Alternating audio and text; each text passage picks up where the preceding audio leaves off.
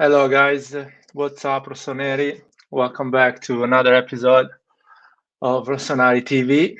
So, really excited for this coming back for the Champions League and the Serie A. I mean, this international break was just awful, too long, too boring, and I feel like even the players weren't motivated to actually play football. Hello, Skrillard. Oh, Nathan is here. Hey, man, how's it going? Hey, how's it going? It's finished work, man? No. Still Uh, working. Still working on. I probably won't get back to where I parked the truck for like at least another hour or so. No, makes sense. Anyway, there is some people here on the chat. Not a lot. 5, 7, 6, 7 people. Hey, Skrill, you wanna join us? Let me put the invite on the comments because I have some topics to talk about today. And I mean, there's three main topics to talk about. First of all, the Kessie saga. I mean, every season we're gonna have a Kessie saga, or at least any saga that actually involve a player of AC Milan not renewing a contract. And I'm going to talk about the next game against Lazio and who are the possible two formation for Lazio and for AC Milan. And I'm going to talk about Theo Hernandez, and he had a pretty good game with the French national team. And you don't know, maybe it's going soon. So the question is, would you sell Theo Hernandez or would you keep him? But we're gonna talk about that later. Anyway, if anyone wants to join the chat or and have a talk about it, is completely invited. But let's start with Nathan. What do you think is where do you want to start? You want to start to talk about Kessie, the Lazio Uh, game, or Theo Hernandez? uh, we can start with Kessie because he's the most Okay. pressing news right now. Yeah, I mean, And Kessie is. Yeah, we go for Kessie, we go with Theo after, and we talk about the game against Lazio. I okay, think that is interesting to close with some prediction. And anyway, hello, Skrillard. Hello. I mean, 7 people. Thank you guys for tuning and watching Rossoneri TV. So, first of all, let's talk about these are the 4 players that I think they're gonna be key players for the next 2 games we're gonna have. Before we talk about Kessie, I think it's gonna be really important the performance of Leao, Brahim Diaz, and of course the captain and his leadership in these difficult games and tough games. And I think Rebic is gonna be a key player because everyone is underestimating Rebic at the moment. But I think Rebic is gonna be. Here we go, Skrilla is here, man. Just a few minutes to get his shirt and on live here on Rossoneri TV. How's it going, man? Oh, Carlo Moretti. Man, Carlo Moretti, you should join us one day, man. Are you going to watch the game at Anfield? I'm going, by the way. I have the tickets already. I'm going with the AC Milan, the Milan club, London Milan club. So we're getting a bus from London, going to Liverpool. It's gonna be an amazing day. And How of much course, is it? Kangoo, you're invited as well. How much is the ticket? Yeah. Oh man, in my opinion, it's really cheap. So it's something about between £60 and £80 the ticket, and the traveling I think is gonna be £20-30. So in dollars, $120 for the ticket and to travel, But I think which in is the Premier League, it's about there anyway, even for a regular match day ticket, isn't it? no, some games are more some tickets are more expensive. I was watching, for example, if you go to the Cup, which is the Curva Sud of Liverpool, you pay £400 for that, £300 depending. And because it's such a cult place to watch a game for Liverpool, that the ticket is quite expensive because there is a lot of season ticket. But it's what's going on here, Carlo? Why you don't buy a ticket from the London Milan club, man. Oh yeah, he sent an email. That's I think he sent an email direct to Liverpool, something like yeah. that. Just give it a try, man. Just send them a DM on Instagram asking because I think they have a lot of tickets. Because the Curva Sud cannot come, so there's a lot of unsold tickets that probably I'm sure you're still on time to buy one. Shouldn't be expensive. But oh, Mustafa is here. Thank you, man, for joining us. And by the way, Carlo Moretti, if you want to come in, we want to see you, man.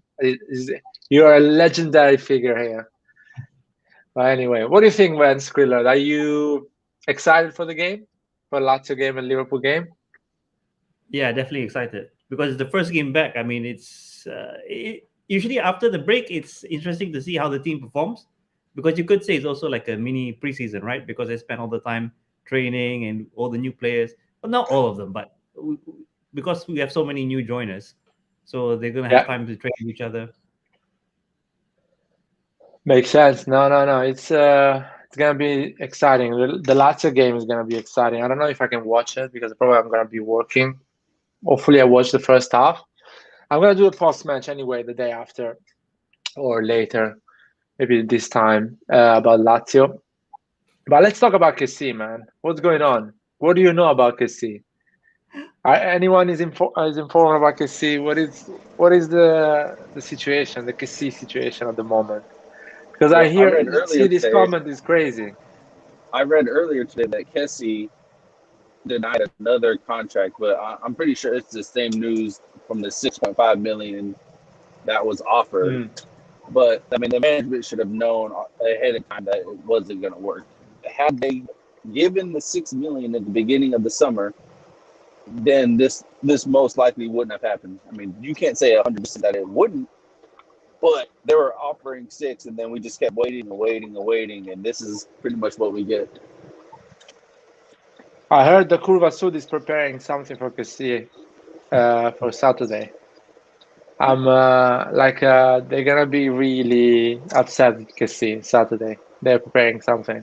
I don't know what, but there is a strong message for Kessie on Saturday for the Lazio game, and he's playing against Lazio. What I heard, he's gonna start from the beginning. So I'm a bit scared. I'm a bit worried because I still want Kessie to perform, but I don't like these players and agent playing around with AC Milan as well.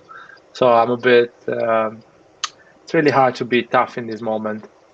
What is this, man? Maldini just realized no one is calling Kessie and basically doesn't really have any offer. I don't believe that.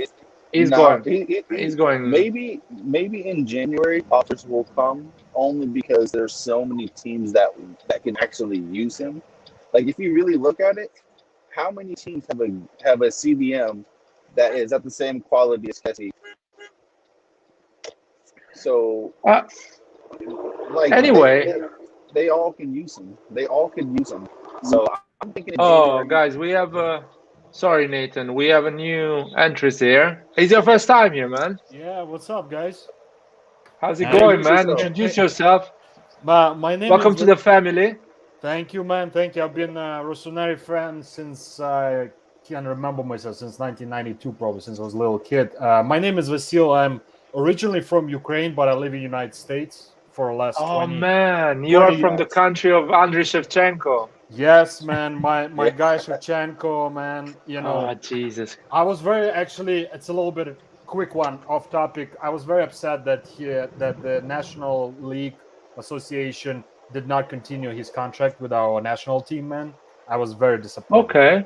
That was weird. Why? Why did he do that? So the way he was doing I know exactly what happened. He had a big press conference and he pretty much said that that his contract was running out June 30th, I believe.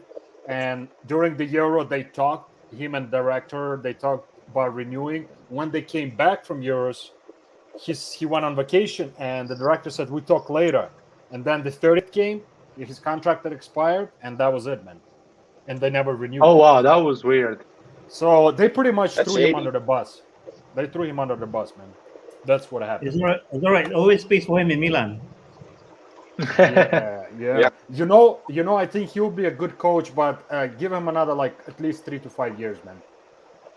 Yeah, I would like to see him be a coach in with a club, in a proper league, and understand. I wouldn't mind him being. I think he's at such a high level, but being shadowing Pioli and shadowing the team, being like an assistant, so he can understand the group, he can understand the vibe and how we are doing things, and like Zidane did with Ancelotti, take over and coach the team. But I think he's at too high level at the moment, so I don't think he accepts a position like this. But that would be the best. I think he needs to coach now some mid-table level kind of a team. Like probably somewhere in Europe, maybe not even Serie A for like a little bit, and then once he shows some good results with the club, I think he'll be ready for Milan. That's why I said in about 5 years. I might. Yeah. Nothing earlier than that, man. Well, thank you for joining us, by the way. Nathan, do you want to conclude the fact you were saying about Kessie? Sorry, I interrupt you, but we had a new face here, so we had to do that. No. We got a new person in here, so it's good. He got to introduce himself. So no, there's no complaints. I was just gonna say, unfortunately, Milan's not in a position that we can afford not to play Kessie. Because if we were, I would say bench him.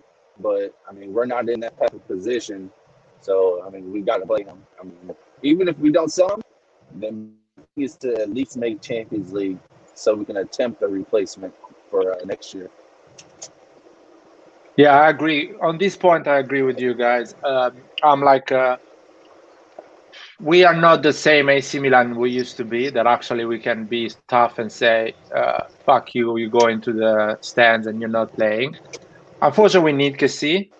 And thank God Kessie is a professional, and I think he's going to give everything for AC Milan.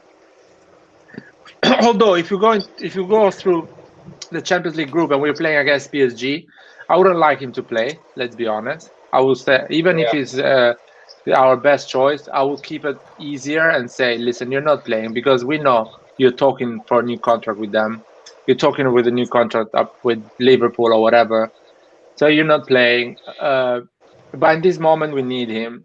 And yeah, that is my opinion. I hope the Curva Sud understands that. And if they have to say something about Kessie, they go easy on him. They go fair. So they tell him, listen, you are an amazing professional player. You gave everything to the pitch. Now, if you want to sacrifice something and stay to AC Milan and maybe leave for a fee in the future, that would be lovely. If not, you have to go, man. That's it. Like, I just But want to let's see.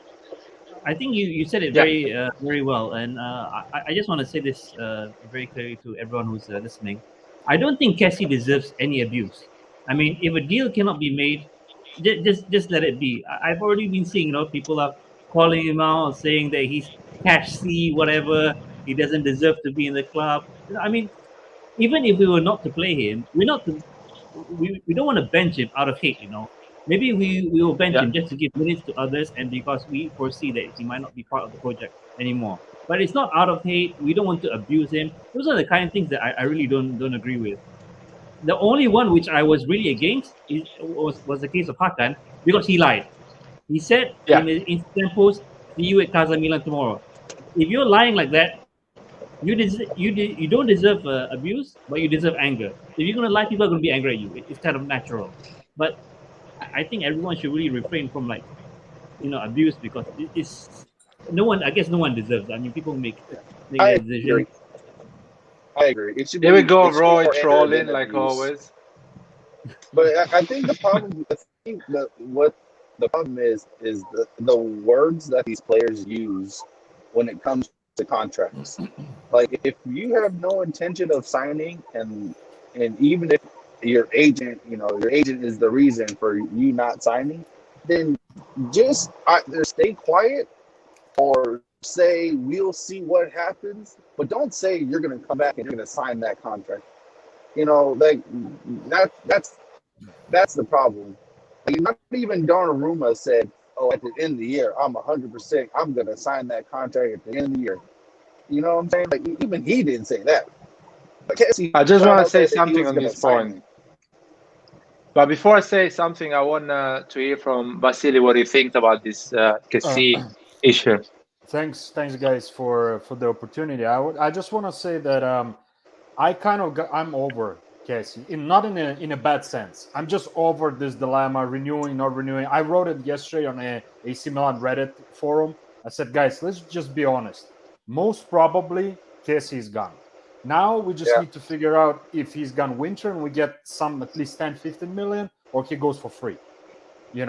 And we cannot afford not to play this guy, man. I'm sorry, Tonali. He's looking much better than last season for sure, man. Benacer has been out.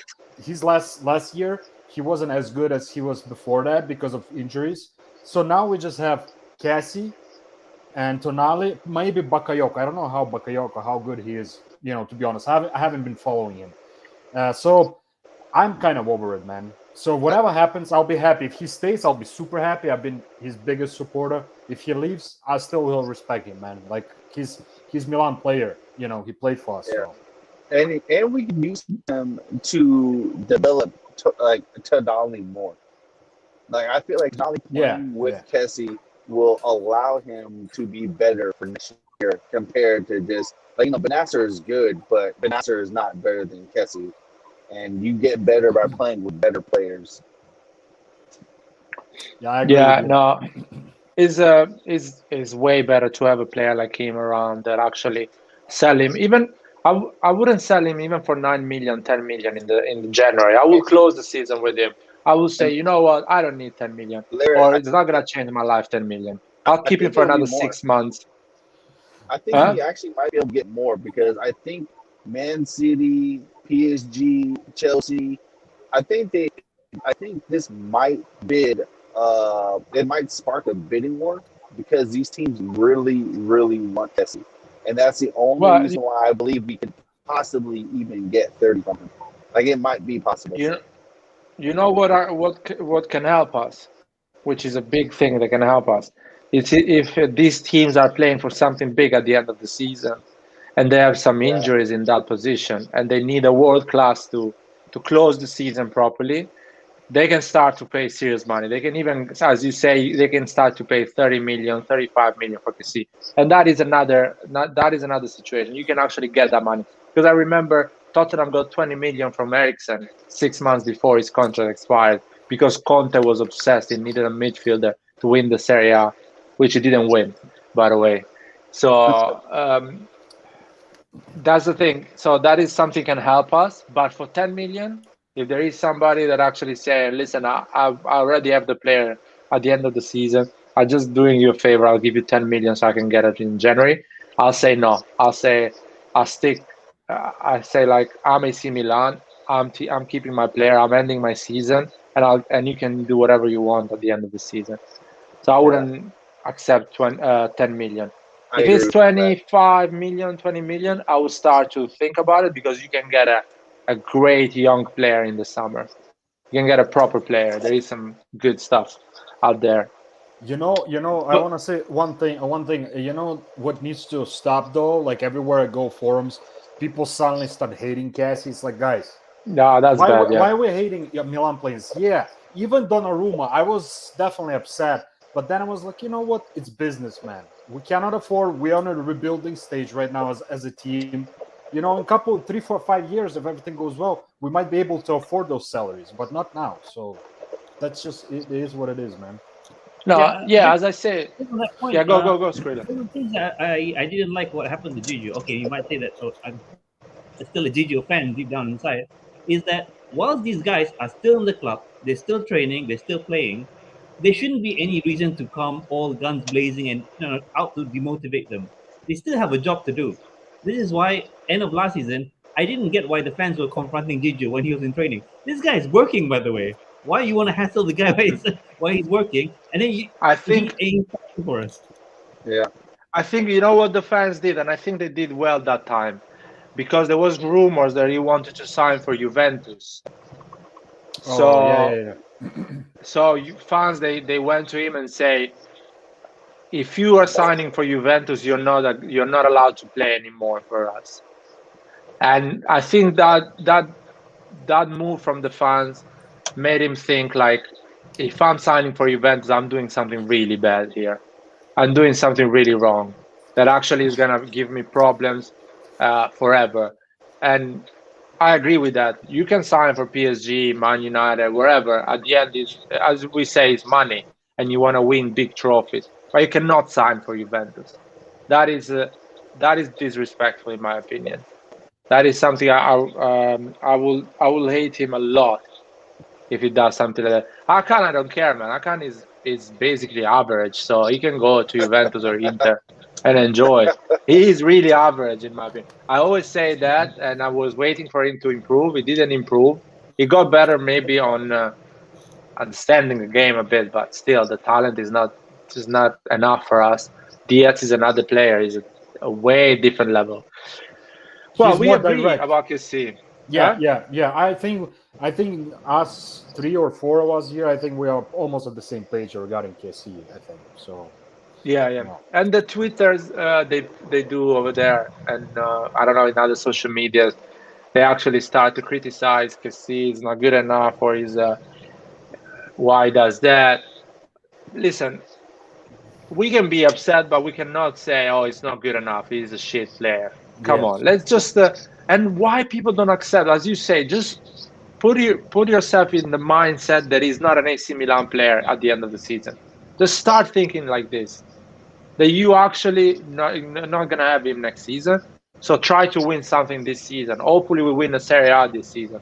Hopefully we go through the group of Champions League. Think in that way. Don't think about, oh, is Kessie renewing or not? No, he's not renewing. Just think of it that way.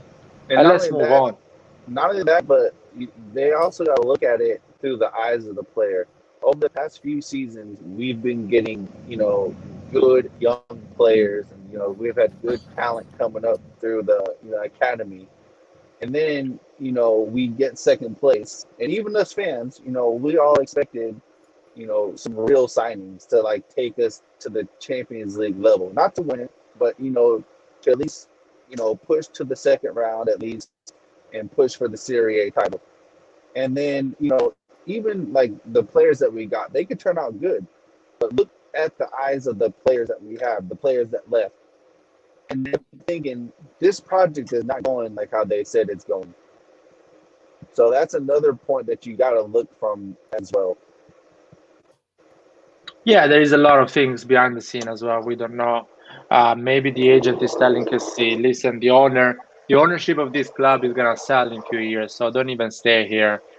You never know your contract. You never know who's gonna buy the club. Maybe it's not gonna be good enough, and so yeah, it's what it is, man. And we're gonna talk about this for the next topic, which is the Theo Hernandez topic, because I think that is something that it's coming and is gonna be even bigger than Kessie, because that position at the moment, there is all the top.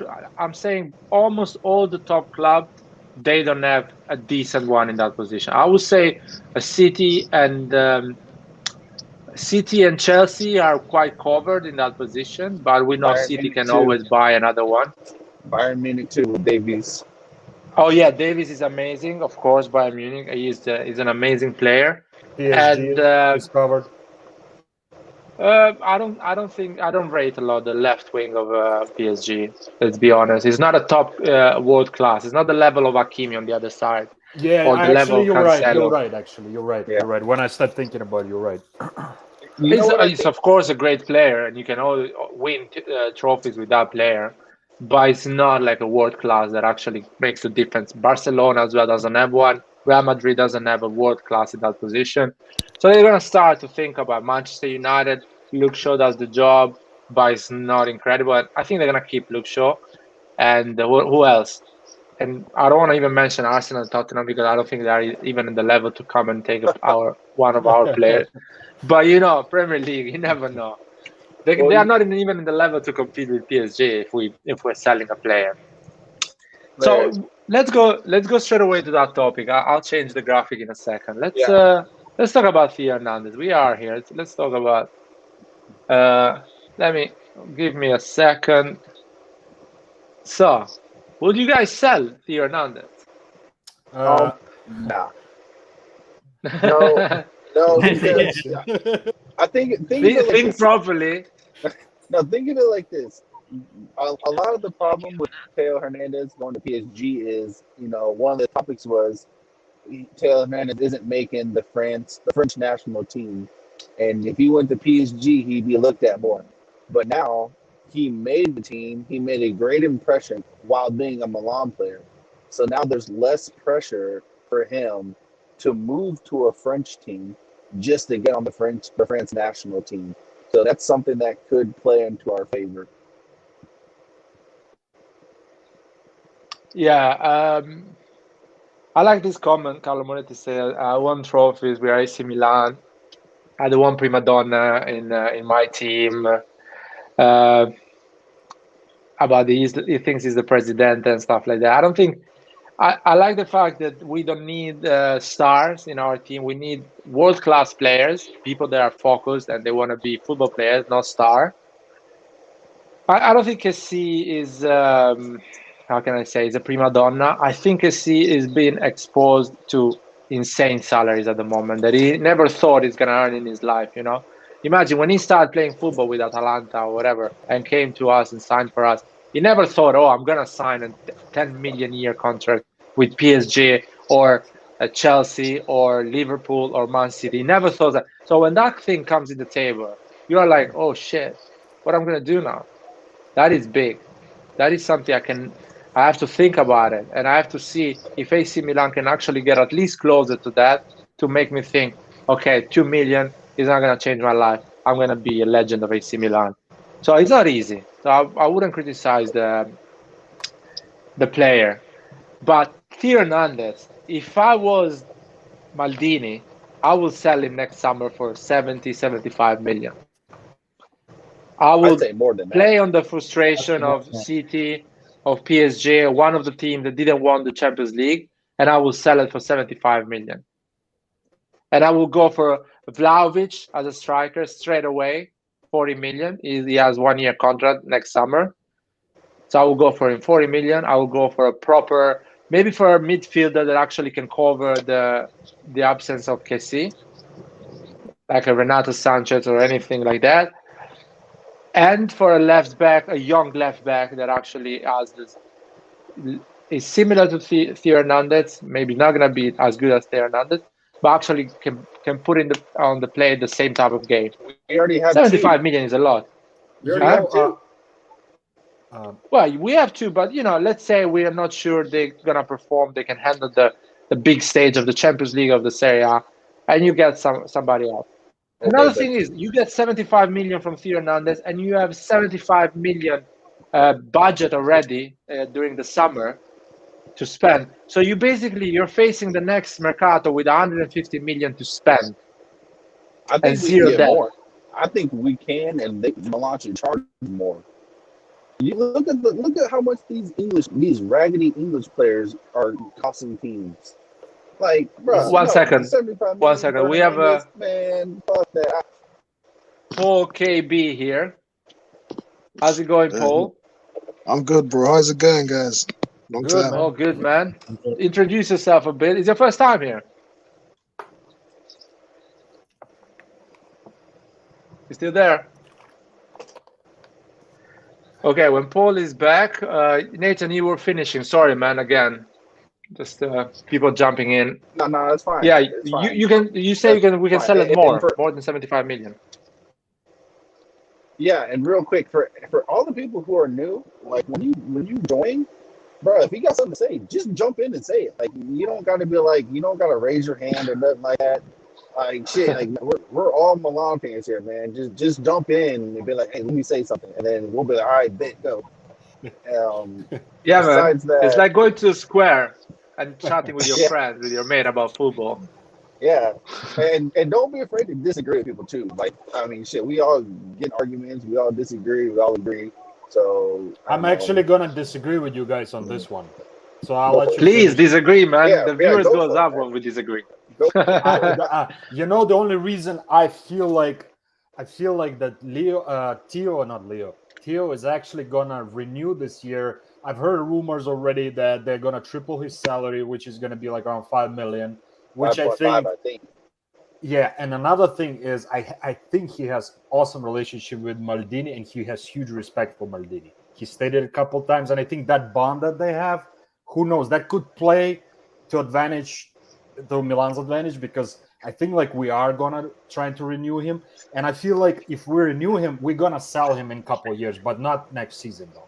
I don't see him going done next season if he renews this year. The only thing I ask from him is if in your mind you're thinking to earn a 9, a 7, a 8 million contract, just tell Maldini so he can sell you in the summer. Just tell him. And that's fine. Don't be like a snake like the other ones that wait the contract to expire and leaves for free.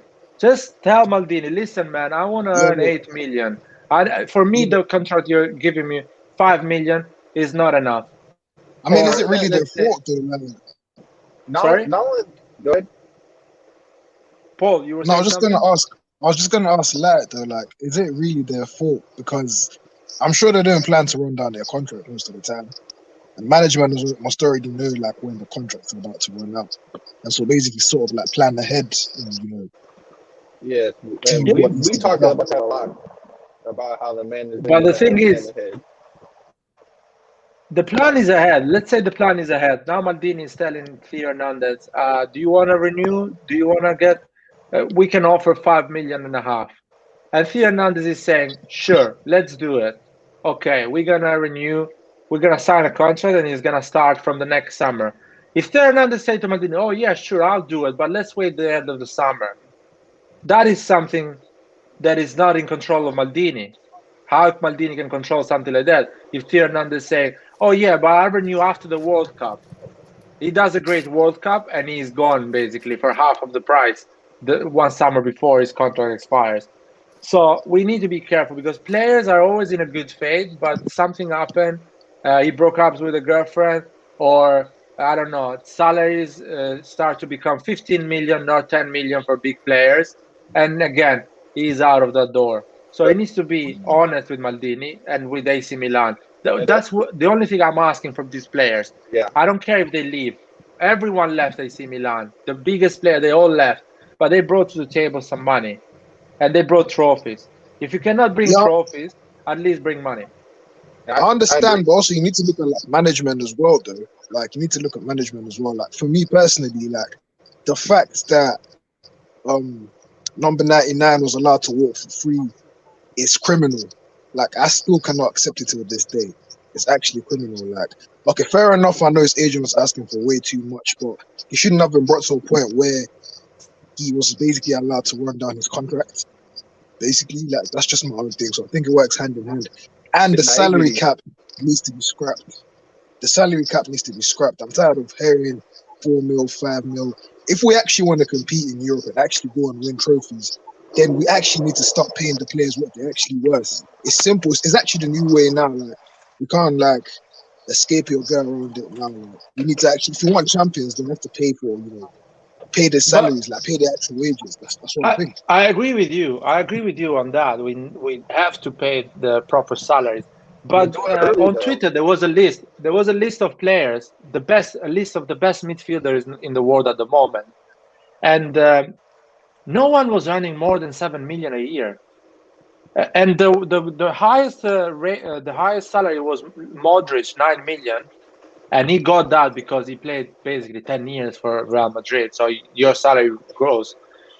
So Kessie is asking the money of a striker. Yeah, but look. Well, 6 mil. That's because they waited for his contract to get that low. If you renew in the beginning of the summer, they asked for 6 million. The moment that left that agent's lips, the moment that number left his lips, they should have said, "Stay right here. I'm printing up the contract right now. You're in the office with me right now. We're signing it right now." As soon as it left his lips, that's what it's going to be. Instead, we got other things to do. Oh, the Euros. Oh, now the Olympics, and then now the. But we don't know. We don't know what happened. We don't know what happened. That's what happened. That's what happens. Because No, we don't know that. No club waits that long for their best players. Unless you're Messi and Ronaldo, where you can let them do whatever, no club waits for the best players to get down to 1 year. I actually agree No with that. club, man. No club. No But club. we don't know if he waited or we waited. We don't know that. We waited. There's a lot of. I think it's us that waited. We definitely waited. We definitely waited. Look, did you hear about any renewals 2 years prior to any of these guys walking free, except for maybe Donnarumma? No, we started talking about renewals once they were down to 1 year. It's been like that every time. No, listen. With Donnarumma, we offer him during the season. We offer him 7, and he was not accepting. We offer him 8 at the end of the season, and he accepted 8 from PSG basically, and to stay in the bench. By the way, that's what he accepted. He signed a contract to stay in the bench and earn 8 million. Yeah, but so you know clearly, what the problem with that, Larry? The problem with that is clear. That is clear. The player doesn't want to renew. You cannot. Yeah. I'm not even letting you talk. But Larry, who was the other Raiola player on the team besides Donnarumma at that time? Zlatan, right? Why would you renew Zlatan at 7 million? No. I'm talking about when we renewed Zlatan, it was for 7 million. Why would you renew him for 7 million when your most valuable asset, Donnarumma, has not renewed his contract and he's on his final year? Zlatan is not going to join any other club because of his age and injury problems. We could have signed Zlatan in December because no team would have taken him. You signed Donnarumma and get him on a lower contract, then you go for Zlatan. Because if you can give Zlatan 7 million, you can definitely give Donnarumma more money than that. It's basic. No. For me, there is no. For me, no goalkeeper at AC Milan should earn more than 6 million. Yes, I'm happy with Donnarumma left. I'm upset that he left without money. But Larry, no. Seriously, guys, no goalkeeper should earn more than 6 million. That is madness. Exactly. If you pay the goalkeeper 9 million, you're gonna pay the striker 20 million. Yeah, Larry, you just said it. Larry, you just said it. No keeper should earn more than 6 million. So instead of renewing him and getting him to sign a contract at 6 million, especially for his age, why would you allow his agent, that we know is a horrible human being, to? But that was guys. We're talking about mistakes. No, but Nathan, you can't. It's the mind games, Larry. But Nathan, you can't blame his agent. His agent is actually doing his job. That's me. Exactly. I never have any problem with like agents at all. Can we just okay? Now I'm gonna take the control of the talk. 1 second. We have another person here. Hi man, how's it going? Good man, how's it going? Okay, great man. Introduce yourself, and I'm gonna explain a bit the whole Kessie situation, and I want your opinion as well. Okay, I don't need to introduce myself, I guess. My name is Majdeen, but cool. Go ahead. I just joined just to speak about this because I have something to say, and I think it will change your mind as well. Okay, but go ahead. So, going back, Kessie, the contract should be dealt a year before, again. And I don't want to repeat myself every fucking live, this thing. A year ago, we didn't know if we were going in Europa League. So no big player is going to renew a contract so early. So can we stop this bullshit and stop saying Maldini should renew the contract? We agree with this. AC Milan a year ago was a joke. Anyone disagree with this? And Kessie wasn't playing well. He wasn't a top-class player. So Maldini wasn't sure to keep him, wanted to sell him. So stop with this thing. He should have renewed Kessie the summer before. Stop it. No chance. I'm not accepting this from anyone because no one knew what Kessie is going to end up to be. And we didn't know even to go top 4. Actually, 99% of the supporters of AC Milan were saying that our team was shit, Pioli was shit, and we're not going anywhere. Now everyone was saying why we didn't renew Donnarumma, Akan, and Kessie. We were shit, basically. And now everyone is saying we should have renewed all these players. So I'm not accepting this as an explanation. Oh, we need to deal 2 years before we Kessie and this piece of shit that left. No, there is no chance to do that. No manager can do that. Other managers that do that, they manage Chelsea Man City, big clubs, they are constantly winning and constantly on top. Close this. Whatever just one more thing, just from one more thing. I understand what you're saying, but the issue is when you actually wait to get to the last year of their contract and all the leverage is actually with them, so that you can't now be surprised when they're asking for like stupid amounts of money. We don't know if it's Maldini that is waiting or is the manager, the agent, and the player that is telling Maldini wait.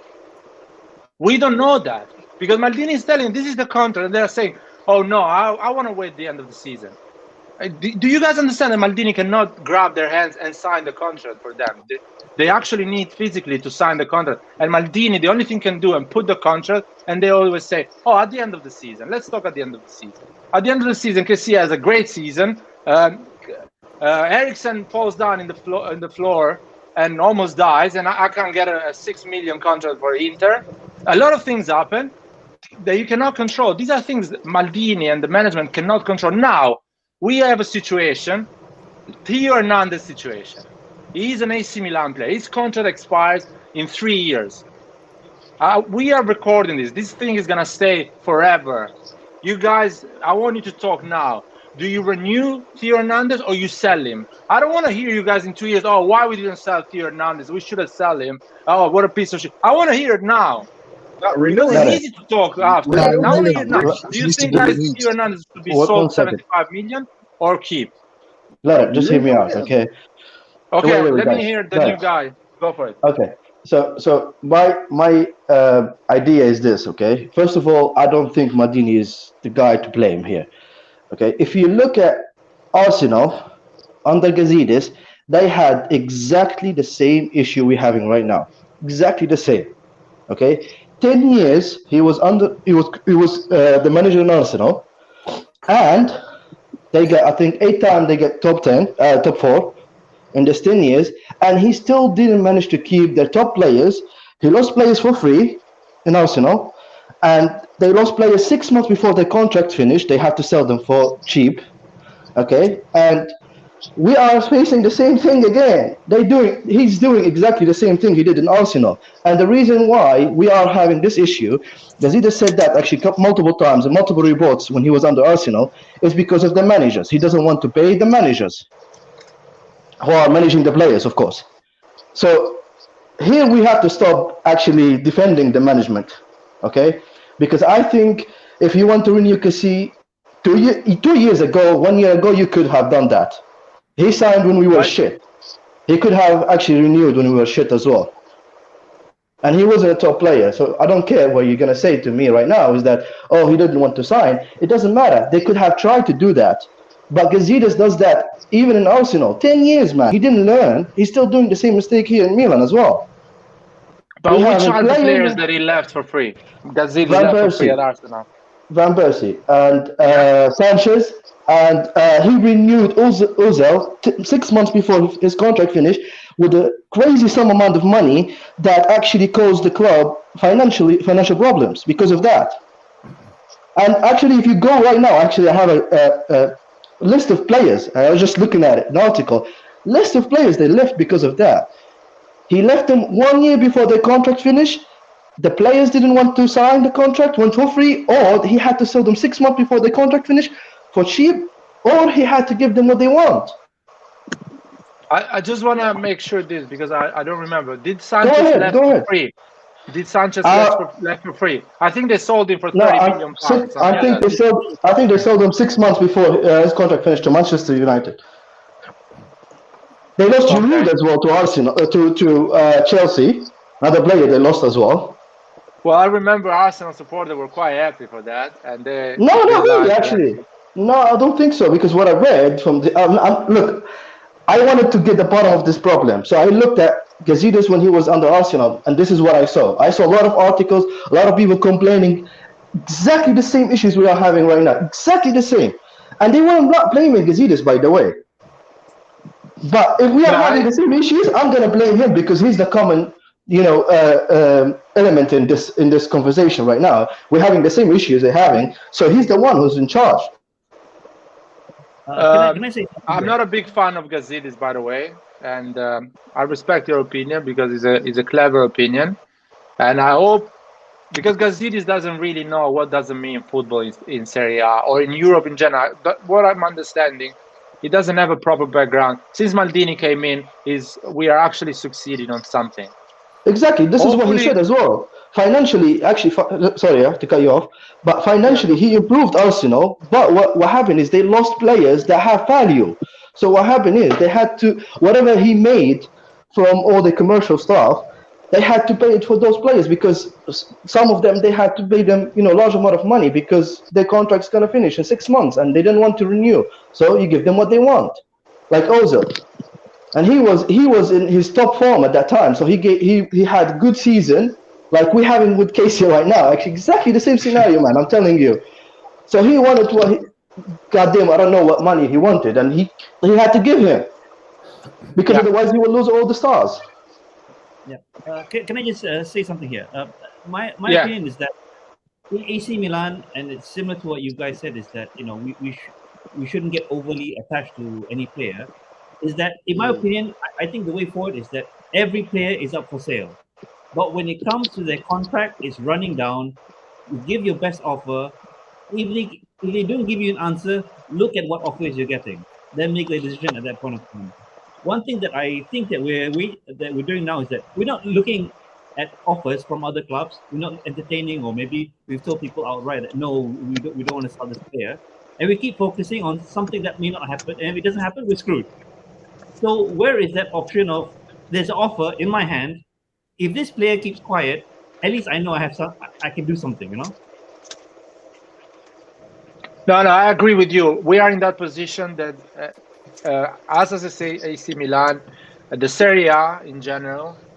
We have another one here. Foster, guys, we are a lot now, so I need to actually stop talking and just let you guys talk. And I need to moderate this here. I'm gonna say the last thing.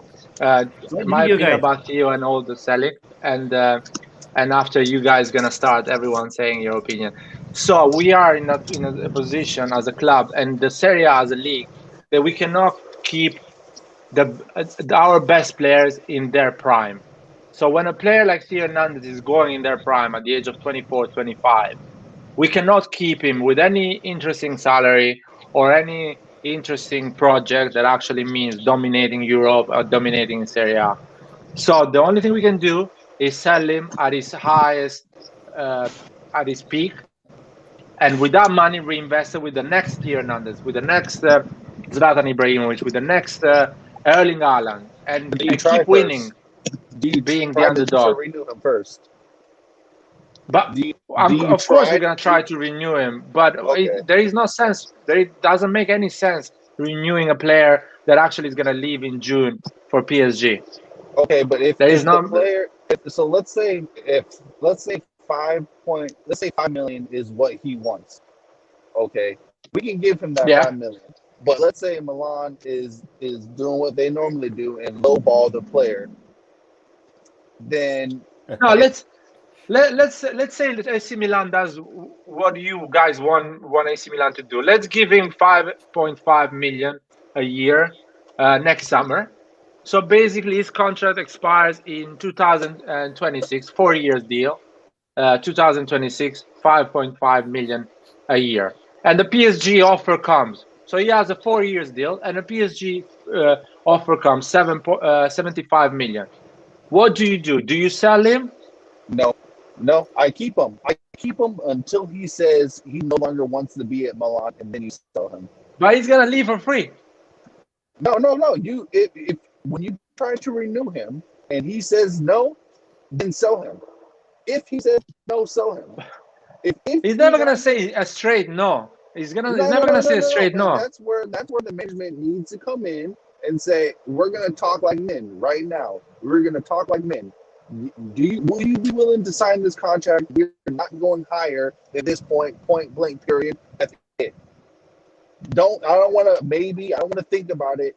You've been on this team long enough. You understand the direction we're trying to go. It's a yes or no. Are you willing to sign this? Yes or no? Nah, man. I don't think it works like this. They usually send an agent, and the agent is always pretty good at bullshitting everyone. So it's not gonna be so easy. the player who makes the final decision. That player needs to be there with his agent, and it needs to be a yes or no. But he can say, listen. Yeah, but these players need to start taking control of their own future. It's not the agent's future to play football. No, I'm not saying it's not the agent, but the agent is gonna go there. So why isn't the player there? I'll tell you how things works. I'll tell you how things works. He sends the agent and tells the agent, I don't want to sign any new contract before the World Cup. Don't even every offer they offer you, find an excuse. Just say the Champions League bonus is not enough. Just sell him. But that's the whole point. But that's what I'm saying. Even as long as they try to renew him, I'm fine. But as soon as they start with that, that wishy-washy stuff, then just sell him. Don't even waste your time, because we look like a bunch of scrubs wasting our time with wishy-washy players and their agents.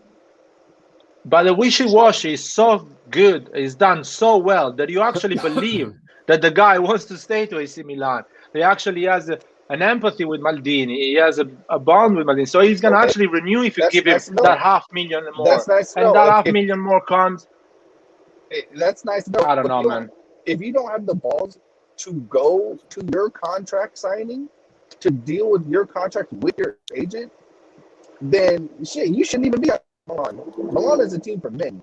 And if you don't have the balls to take your own life decisions into your hands and you leave it to your agent, you're a weak player. You're a weak person. Anyway, what do you guys, Vasily? What do you think about Theo Hernandez? You say we should keep Theo Hernandez. We shouldn't sell him. Yeah, I just want to point out, because your question is pretty direct. Do you want to sell him in 1 year or keep it? I think it should be just simple answer. Mine is keep it. Mm-hmm. I don't want to lose Theo Hernandez next year for sure. That's my opinion. Okay. What about Paul KB? Nah, definitely keep Theo, man. Keep Theo. For me, that's another player that can't easily be replaced. He's actually one of the best of our team right now, so it makes no sense to not renew him. And just maybe sell him in 2 or 3 years' time, but definitely not next year. If we make the Champions League, we can pay him more. Say that again. The more we make the Champions League, the easier it is for us to pay players. Yeah. Get rid of that $4 million salary cap, because it's actually not going to take us anywhere. I'm actually very annoyed at it, to be honest. I agree. I think the management is realizing. They're realizing they cannot have this cap, especially when we win Champions League and the guys are doing well and we're fighting for titles, Scudetto, and doing pretty good in Champions League. How the hell are you going to just say, let's just keep the salary cap? It doesn't make no sense to me. Look how much we tried to give Donnarumma. You can't sit here and say that, we just don't have the money to give Kessie $6 million, or we don't have the money to give Theo $5.5 million, and yet we were ready to give Donnarumma $8 million. Like, you see how stupid that sounds? Like, you can't. That's why I'm saying I don't blame Kessie for asking for that much money, because he's seen what the management actually offered Donnarumma. Yeah. What about Foster, man? What do you want to say about this Theo Hernandez? Seller or keeper? All right. So Theo Hernandez is a player that we can't replace at this moment, because even if we do sell him, who are going to bring him to replace him, right? So we honestly should try our best to keep him and give him the salary that he needs. Trust me. About the replacement, another question. We thought we're never going to replace Donnarumma, but Mike is doing a great job at the moment. And actually, we are thinking, wait a minute, actually, we cannot replace a player. So my question is, let's say Maldini, as the Moncada, Massara, they have the talent to find somebody that can be the next Theo Hernandez. Yeah, but we haven't even identified that person yet. Well, me and you, for sure. Hopefully, thank God, me and you. In the event, if we can find someone that's on par with Theo Hernandez, go ahead and sell him. Yeah, because I was actually butthurt about losing Donnarumma for free, but seeing Mike play, it's something like it's nothing to me right now. But like, this guy is actually better in terms of his footwork and stuff. So yeah. And And if you watch Leo play for any stretch of time, you would know that Mike is a good goalie. I was one of the few people that was on here saying that you guys will see that Mike is a fantastic goalie. And if you watch other leagues besides Italy, then you would know that he was going to be a fantastic goalie. You know, So it was guys, no when surprise to people who actually when I watched. knew that he's gonna be great goalkeeper, his first game, I believe, like official, when he was bossing the defense, he was yelling at them, and I was like, yes, that's my guy, man. He has the balls, man, for sure. Yeah, he's good. So So Theo, we have a sort of replacement in the making. It's just not ready yet. It's Kirkes, I think. Once Kirkes And is we got ready, yeah, Bala he's Torre good, too, man. right? Balo Touré, I want to see him in Serie A how he's going to behave on the tactical side, because physically and technically he's more than capable to do that position. He's a Right. beast. He's fast and he has the mentality to go forward. My question is he going to be good defensively, understand what Pioli wants, what the defensive unit wants from him? If he can manage to do that, Theo Hernandez, 75 million, bye-bye. See you in paradise. For a I split mean, that second, is there, I thought.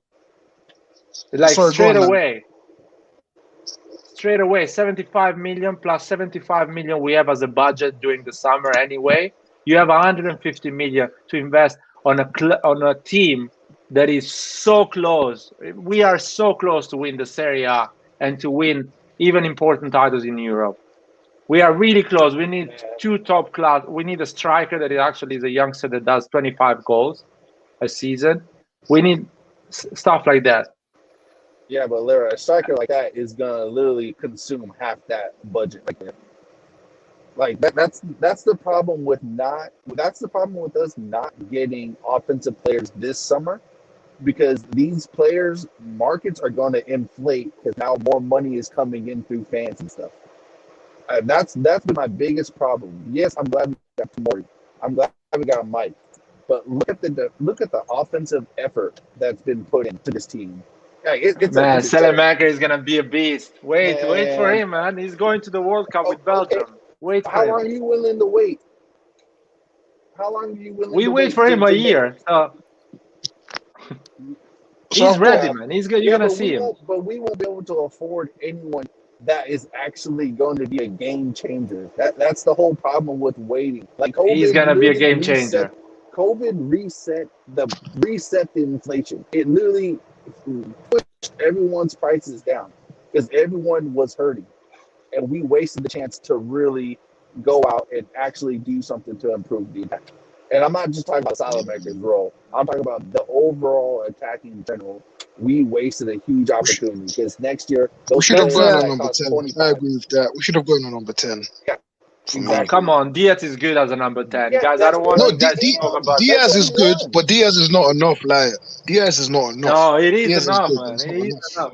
It is Oh, enough. if Diaz gets a cold, yeah, or he gets like an injury or something, what happens now? Who are we gonna put in number 10? Krunic. You're gonna put Ibrahimovic as a number 10, man. Krunic. You gotta put Ibra. Lord I'm sure Skiller doesn't mind that. But come on, man. That's Come funny. on, man. I like We're gonna- Diaz, but he's not listen. enough. He's not enough. Messias. You're gonna see Messias, man. It's Messias. Yeah, but it's Nice, Messias guys. a number 10. Is he a number 10 though? He can play as a number He's 10 a- and can play as a right Yeah, wing. he's a Oh, 10 Lucas and is like still a guy. away. Yeah, Lucas. 10 and right, Go, 10 and man. right mid. But you know, I thought he was more like a that's if. That's if no, he's like a right mid / winger / cam. He can play those positions, but we're assuming he can handle the pressure that AC Milan brings. And if Oh, yeah, we have Pioli's Daniele gonna rotate Maldini here. properly. Guys, Yeah, the but it's Pioli like- system. Go. Sorry. Go, Paul. And I was gonna ask you, Daniel Maldini as well. Like, that's another player that I think should be out on loan. He shouldn't be anywhere near this team because I don't think he's ready personally. No, he's not I think it's for ready. I Champions agree League with you. He's still purposes. not ready. He But needs he, to play they somewhere, keep him man. for Yeah. So they keep what him for we've got, Champions League purpose. right? So we've got Brahim Diaz and Daniel Maldini for number 10, and we expect to actually get into top 4 and actually compete in Champions League. That's not good enough for me. Man, listen, Pioli's game is such an amazing game that you can actually change formation. depending on which player you have available. And anyway, everyone is going to perform almost at a certain level. So let's say you put on the left wing Leao or Rebic. No matter what, AC Milan is going to play a certain type of football, and that is a good thing in terms of our formation. So whatever player Maldini, Massara, Moncada brings to Pioli, they can understand our system quick, because our system is simple. We do high press, we exhaust the opposition, and we go on a quick counter, on a quick transition. And if you have enough quality and we are better than the opposition, we actually dominate the game and keep the ball. If we don't have the quality, we stay a defensive unit, high press, and we create our chances. And every player can actually perform in this system, even if you're not an excellent player. That is the good thing about Pioli. Hey guys, Even Krunic. Clearly, even Krunic can do that. We finished no. I'm just saying that because of skilling. I'm just trolling. I don't mind. Hey, Oh, guys, yeah, I like Krunic. there's only one Lord. It's a Lord Krunic, man. Only man, Lord Krunic and Lord Krunic. I love Krunic. Man. I actually love Krunic. Man. I actually, to think be it's a honest, good jokes thing. aside, guys, this guy grew on me, man. Like, I actually don't want him to leave Milan. He's good. Yeah, rotation that's player. true. It's true. You know, He- he's he's not a playing good professional. Two You know, games. Two That's- games. He has another 36. That's the Bosnian. Disappoint you. Skillet, be Hey, careful. man, You're talking about the Bosnian Player of the Year, yeah? Have some Hey, respect. man, come on. Maldini some paid, respect to that the, name. paid for the award. You guys don't know. Maldini paid for the award. That's why we don't have the budget for this wages. Oh man, you know what, Krunic? Keep hating him. He's gonna be a great player, man. He's like, I think there is something magic on you, Skriller. You didn't like Brahim Diaz. He's becoming our number 10. You don't like Krunic. He's gonna be our midfield, man. Our starter. Yeah, good point. I should So- start hating someone else. Yeah, start hating men on, I don't know, who, I don't know, Tonali, man. Start hating on Tonali, man. But anyway, Krunic is a good squad player, man. Actually, I didn't like the guy 6 months ago. I was really upset with him because he was playing really bad one game. But it's true. What Pioli says in an interview, he's a different player now, man. And we Are need you to serious? believe Pioli. You hated him 6 He's months a ago. different I was player. hating him like for over a year. He was so shit. Listen, he was awful. He was awful. Like Kessie was awful, and he became great. Calabria was unwatchable. You couldn't watch Calabria Oh, play man. football. Now he's a fucking leader. He's now Maldini 2.0, man. Guys, He you know wins what I'm every- wondering? I'm wondering if it's a case where, like, just so Kessie started off poorly, and now Krunic is stepping up his game out. Let's just hope it's a case where he just continues to perform like this and possibly challenge Benesir and Kessie for their spot. So that would be awesome and proud. That means four starting midfielders right there. Oh, that's a good problem to have, man. That is a great problem I mean, to have. So basically, whatever me- you choose is gonna be fine. Yeah, but for me, like, it's just Krunic is a Mezzala, so what position do we actually find for him? He's not a number 10, and it's not like a holding midfielder that's going to sit in like that midfield too. So you can't really blame him when he's playing bad, if you ask me. Yeah, But that's what he played last in our last You can't game. blame him. Wait. In Krunic last game, he was the person that was getting the ball from defense, and we allowed Tonali to push up more. That's literally what we did with Krunic. We were essentially told him, don't do anything extravagant other than win the ball and pass it to someone with more skill, and that's what he excels at. well, we have to take him for what he is. Though we can't complain. Skilled, you can't complain. Like No, I'm Krunic telling is. you, Nah, Krunic.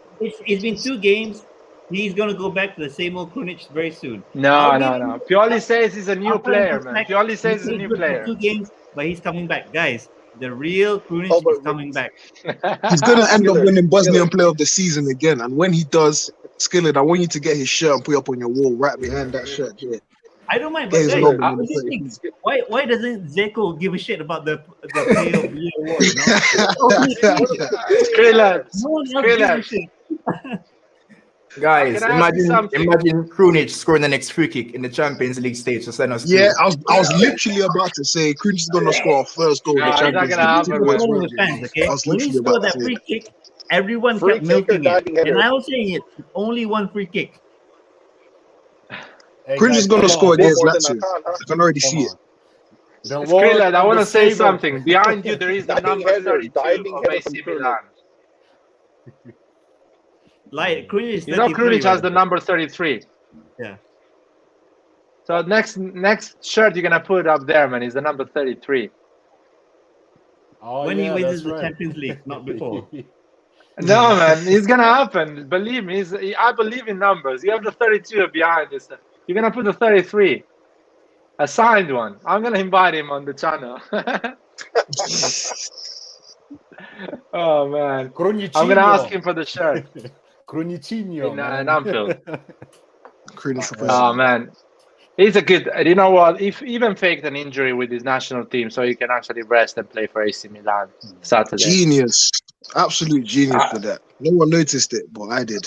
Genius. He faked an injury. He was like, "Oh, I'm okay. I'm ready. No, I'm not ready. Oh, I'm okay. I'm not ready." He faked an injury so he can play for AC Milan. So Skillet, I don't understand how you can hate this guy, man. The guy's a genius. You Hey, can't, you know, Skillet, I'll guys. say this. Skillet, I'm gonna say this because you know I hate Krunic just as much as you do. In Kessie's first year, Kessie was asked to do too much, and then we told him just simplify it first and then work on the rest. And now look how Kessie turned out. That's the only thing I was gonna say. no, Nah, man, he's man. gonna be good. He's I'm 27 in his definitely prime. betting the other way.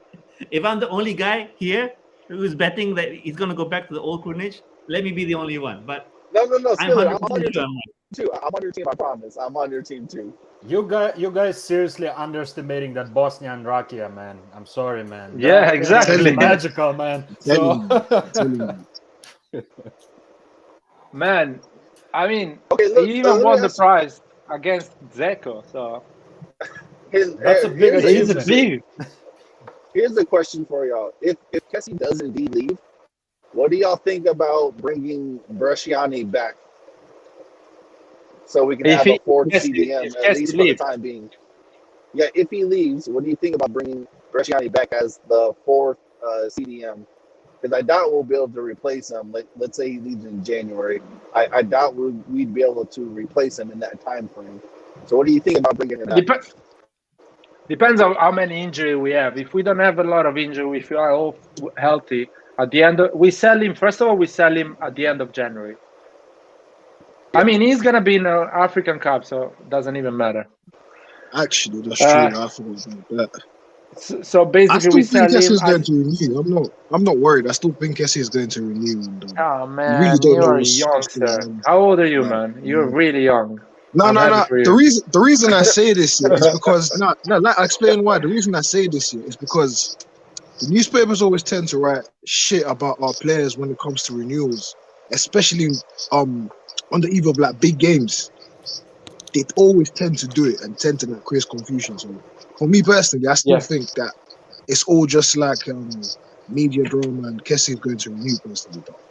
I mean, we'll see. I hope he does. But yeah. I thought the same with the Donnarumma, and after here getting old, I realized that it's not like this. So I don't think he's gonna renew. His agent is Mino. His agent is Mino, though. 20 million commission. Come on, his agent is Mino. That was never going to happen. Anyways. Well, if you cannot trust a guy that is called Mino, I'm not trusting a guy that is called Atangana. So I don't even know where he's from, to be honest. So I've probably never heard about him till like recently. Like, come on. Mino has a reputation for causing problems. He's got a reputation. So. Oh yeah, Mino is a troublemaker. But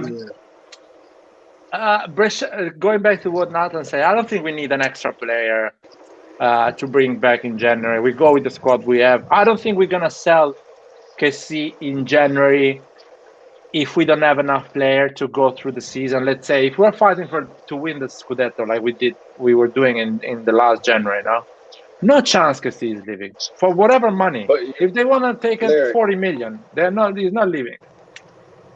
That is the point. Benasser is also leaving for the African Cup of Nations. So if Kessie were to leave, or it doesn't even matter if Kessie leaves, when both of those players go to the African Cup of Nations, we're only left with Bakayoko and Krunic and Tonali. So that's why I said bring back bring back Bresciani just for depth, And if Kessie does leave, and then we definitely need to at least bring someone, because then I would assume Bakayoko would assume Kessie's starting position. So again, we're literally still left in the same situation. Yeah, let's see. I mean, and look who have been the best players so far for Milan. Our Primavera it's just 2 players have been games. the best so far. No, so far.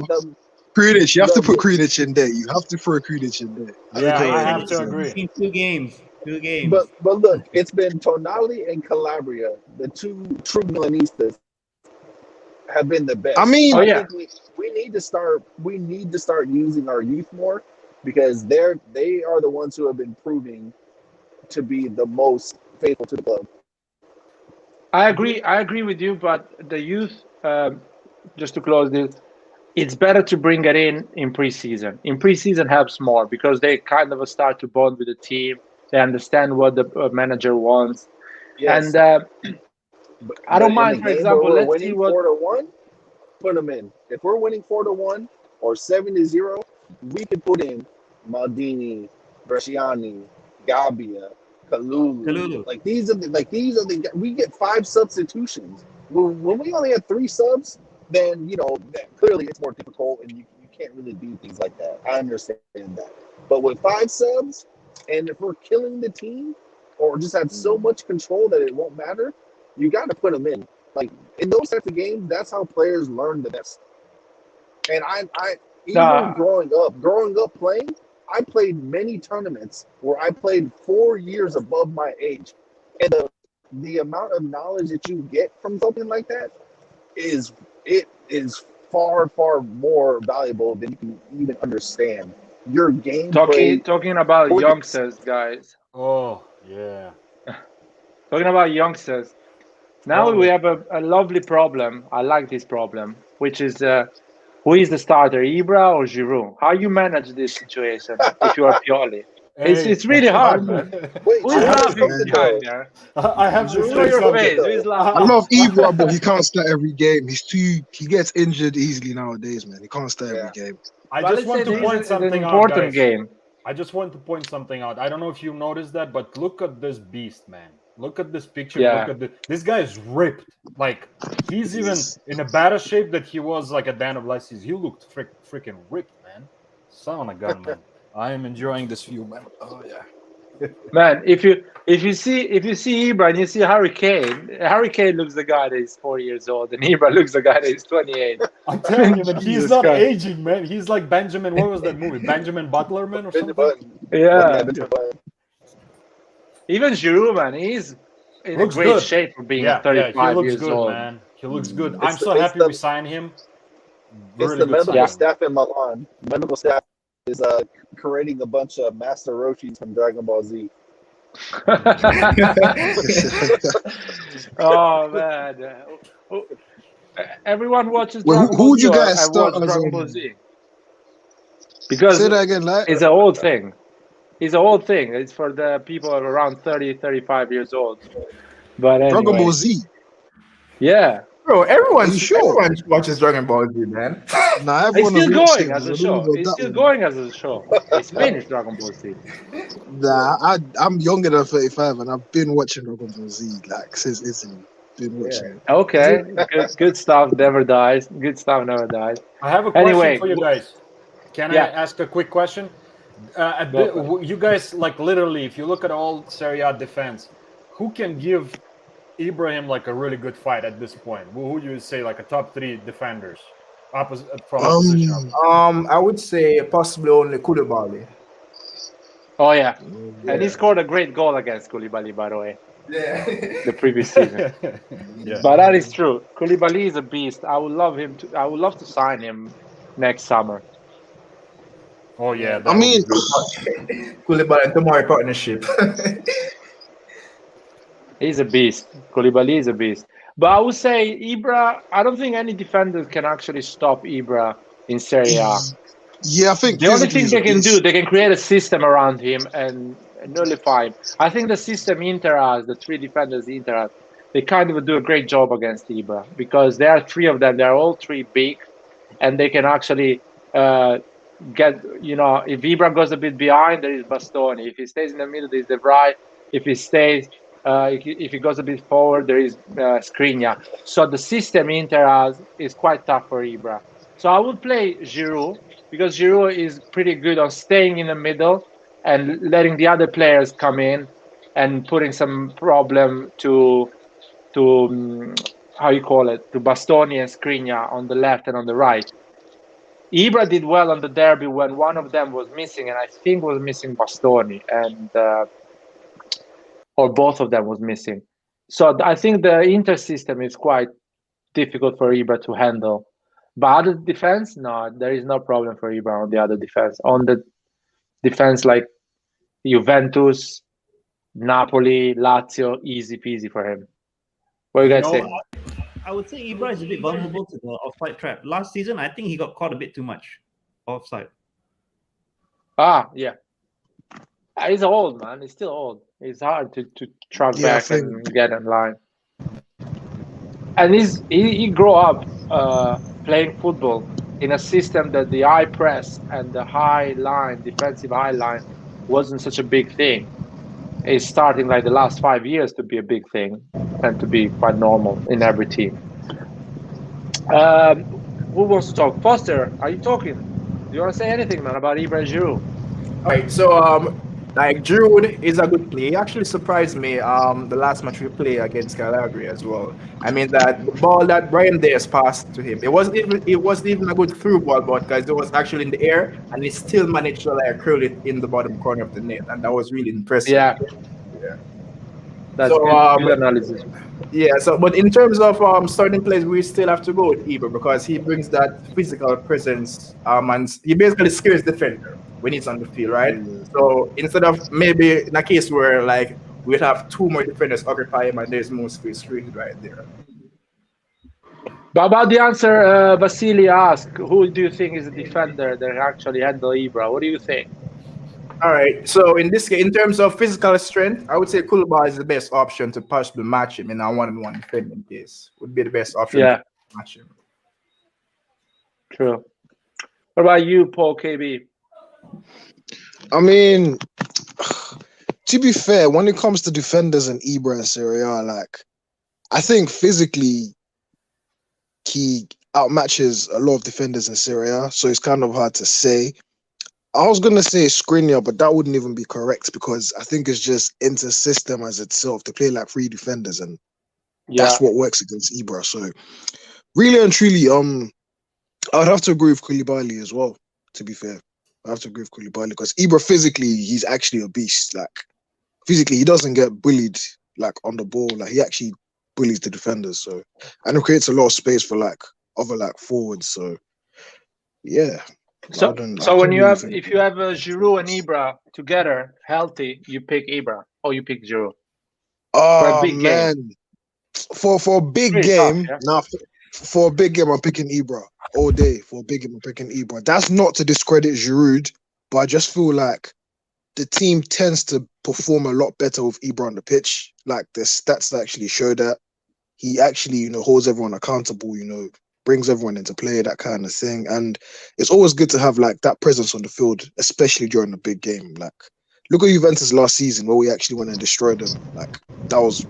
He played a part. Yeah. He brings that reputation in the pitch that the defenders are scared and they start to think too much and they start to make mistakes. Vasil, I want to make my question even more difficult for you. Okay. So you are facing a big game, and you have Ibra and Giroud healthy, but the previous game Giroud just had a brace, a hat trick, and he's in an incredible form. Ibra is scoring goals, and he had a week rest, because for this big game. Who you play? You play Giroud or Ibra? You need to be specific, man. You can't. What game is it? Is it Inter? Is it Juventus? Is it Roma? Is it Cagliari? You pick the game. You pick the game. You can give me some examples if you want. I'm gonna pick. If it's Inter, Ibra. I'm actually gonna go with the Champions League. Let's say against Liverpool. Mm-hmm. I'm actually leaning towards more Giroud than Ibra in that game. Yeah. Because of the way how Liverpool plays. I think Ibra, I don't think he will benefit from that game. Even though I want to see him against, what's his name, Van Dijk? What's his name? The defender, the big one. Yeah, Van Dijk. Van Dijk, I think. Yeah. That Virgin Van Dijk, yeah. Virgin. Van Dijk. And that word virgin, man, just always makes me laugh. who names somebody virgin, man? I mean, seriously. Man, after playing against Ibra, he's not gonna be virgin anymore. Oh man, that's awesome. I'm sure. He's gonna kill at that game. He's gonna realize what does it mean to play with against a proper striker. And for example, let's say against Atletico, I would choose Ibra. Yeah, I agree with that. Ibra has a lot of tech. He's quite technical. He can break some. I agree with that. Yeah, too. but so is Giroud though. I feel like Giroud's technique Giroud is doesn't actually have part the of foot the skills with Zlatan. Are you play sure? both of them. Let's be honest. If Are you Atletico sure? parks the bus, I will play both of them. Yeah, that's a good point too, man. If they park the bus, man, if we put both of them, I think Put them both in. in. Tell Giroud to stay in the box and Ibra to do whatever he wants, to ask for the ball, come outside and do some 1-2s. But I would play both of them against Atletico, and that's what's going to happen. If Atletico stays parks the bus, second half, Ibra's coming in or Giroud is coming in. Yeah, I was about to say you can't have them on together from the first minute. I don't think that's very wise, to be fair. By the way, it's Virgil, guys, not Virgil. But you know the way sometimes it sounds, like when you pronounce. I know it's not exactly Virgin, it's Virgil. But like, I know what I mean? It's like, oh man, come on. I play with this name anyway because it's so weird. As the name, even Virgil is a weird name. Not weird in the sense like it's unusual for me. Yeah, I haven't heard unusual name. Yeah, you're right. No, there's no disrespect towards the guy. I mean, I actually respect it. He's pretty good. Oh, he's the best at the moment. Yeah. He's very Before good the player. injury, he was the best. He's a beast, man. He was scoring those goals left and right. I was like, holy crap, man. So The pace he has the body of Ibrahimovic and the pace of Tomori. Something like that, just to explain a bit. Yeah. I mean, he has the height, not physical strength. I think he's not as strong as Ibra though. Even at 40, Ibra will push him around, man. You look at. I'm Ibra. curious, man. That's gonna be. what I'm player- gonna be in the stadium. I'm gonna be in the stadium, and I'll tell you how big they are. Are you gonna be? Wait. Where in Liverpool or Milan, man? Where are you gonna? Be? Liverpool, man. Oh wait, you live in Great Britain, correct? UK. Yeah, I live in London. How do you? You were born there? I'm sorry, I just. No, I was born in Albania and grew up in Italy. Basically, I lived all my life in Italy. Oh, so you And, Eastern European brother, man. Oh, here we go, man. Kinda, yeah. I'm a son of the communism, I would say. Oh, come on. I'm a son of communism too, but fuck communism, man. Excuse my French. Yeah, no, that definitely. Don't worry about that. There is a reason why I immigrated in two different countries. Man. You know, my grandfather, one of my grandfathers on my father's side spent 10 years in gulags, just to give you an example. Oh, jeez. And do you think I'm gonna love Stalin and that bullshit commie shit, man? They can kiss my hairy ass. I'm done, I'm sorry. Excuse my language. That's fine. That's fine. That's completely fine. So everyone is choosing basically Ibra you, Vasily, you're choosing Giroud depending on the game. Liverpool, Yes, you will correct, go for Giroud. I will say something, and I want to ask Skriller and Nathan, but I want to say something controversial. I will play Leao against Liverpool as a striker, but that is another. We're gonna talk about that Monday or Sunday when we're gonna face the game. Skriller, what do you pick? You pick Ibra or Giroud? For high pressure games, because it's going to be away in Anfield, I would pick Ibra. What I see is that in the big games, Ibra is able to calm the team down and everyone performs at the best. So it's not about having the one individual striker who's having the best game, because you need all 11 players to play at the top. Yeah. Okay. What about you, Nathan? I think I'll go with Ibra as well, because Ibra is more versatile than Giroud. Yeah, I mean, Ibra is a wild beast, man. He can score a goal in a weird way, but we've seen Giroud score insane goals as well. Like, just put Guys, that ball in the box and he's gonna score just think crazy for a goal. second. Just sit down and think for a second. You know what we're discussing? I like this kind of a problem we have. Oh, who do we choose? Yeah. You know, 5 years ago, I was like, holy crap, who is playing for my beloved Milan? You know, and now we're like, oh, who do we choose? Giroud, Ibra, man. What do you guys think? Oh man, I love this, man. I love it. Yeah, but don't forget, though, it's just one position. I wish it was like that for every single position. I know. We're getting there, though, position. man. We're actually getting there slowly, but we'll get there. It's not easy, man. Even midfield, we are good, man. Who will you play? You play Krunic or Kessie, man? Krunic for sure. Krunic is starting every single day of the week. Krunic every day, all day. The man works hard. Man. Krunic is a beast. He's giving everything for that shirt. And he scores free kicks, man. You don't hate that guy. Oh, man. It's not plural, by the way. I think it's just the one. You know, okay, that's why I want him to hate on Tonali, man. Now you start hating on Tonali, and in 1 year we're gonna be laughing about it, like we are right now. You know. Oh man, we're going to talk about Lazio. Yeah, but before we talk about Lazio, because we were talking about the squad, what do you guys think? Who is the player that is gonna improve a lot this season? That is gonna be he's gonna change completely. He's gonna be a different player, like an insane player that we never thought. Salad maker for sure. Can we say? I think the players? Same. I'm with you, man.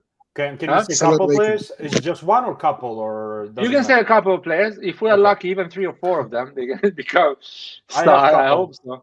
I have couple. I actually think salad maker is gonna be good. It's gonna be either he's gonna break through the season or he's not gonna make it. This is for him is very important season. So I am leaning towards that he's gonna do good. Leao, I feel like he's more motivated than the last 2 seasons. So I think he's gonna do. In Diaz, man, I can see it, man. I can see in that guy, man. He's gonna do well. Very good. For me, I think salad maker for sure. I think we need to watch out for Kalulu as well.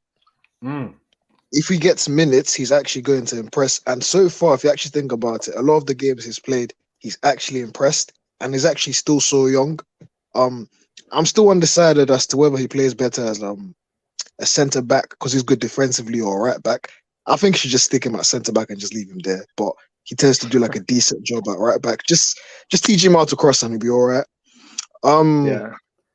In addition to Kalulu, I would say Tonali, I like what I'm seeing so far. You know, he's asking for the ball. He's taking set pieces, which I actually I like to see. He's actually quite good at them. Also, I was going to say Leao, but I don't think it's more. I think with Leao, it's just so much more. Truth be told, I think we wasted him a lot by playing him as a striker last season. When he's playing in his actual position, he actually does bits, and so I'm not surprised to see him do well now that he's playing in his actual position. So I expect to see more, and I'm just gonna throw in a wild card and say we're gonna see a bit more from Daniel Maldini. Hopefully he proves me wrong because I still don't think he's ready, but we don't have a number 10 right now. And after Brahim Diaz is our only number 10. So I expect to see him get a bit more minutes and hopefully, just prove a lot of the haters wrong. Well, everyone forgot about Messias here. We don't have a number 10. Messias is there, man.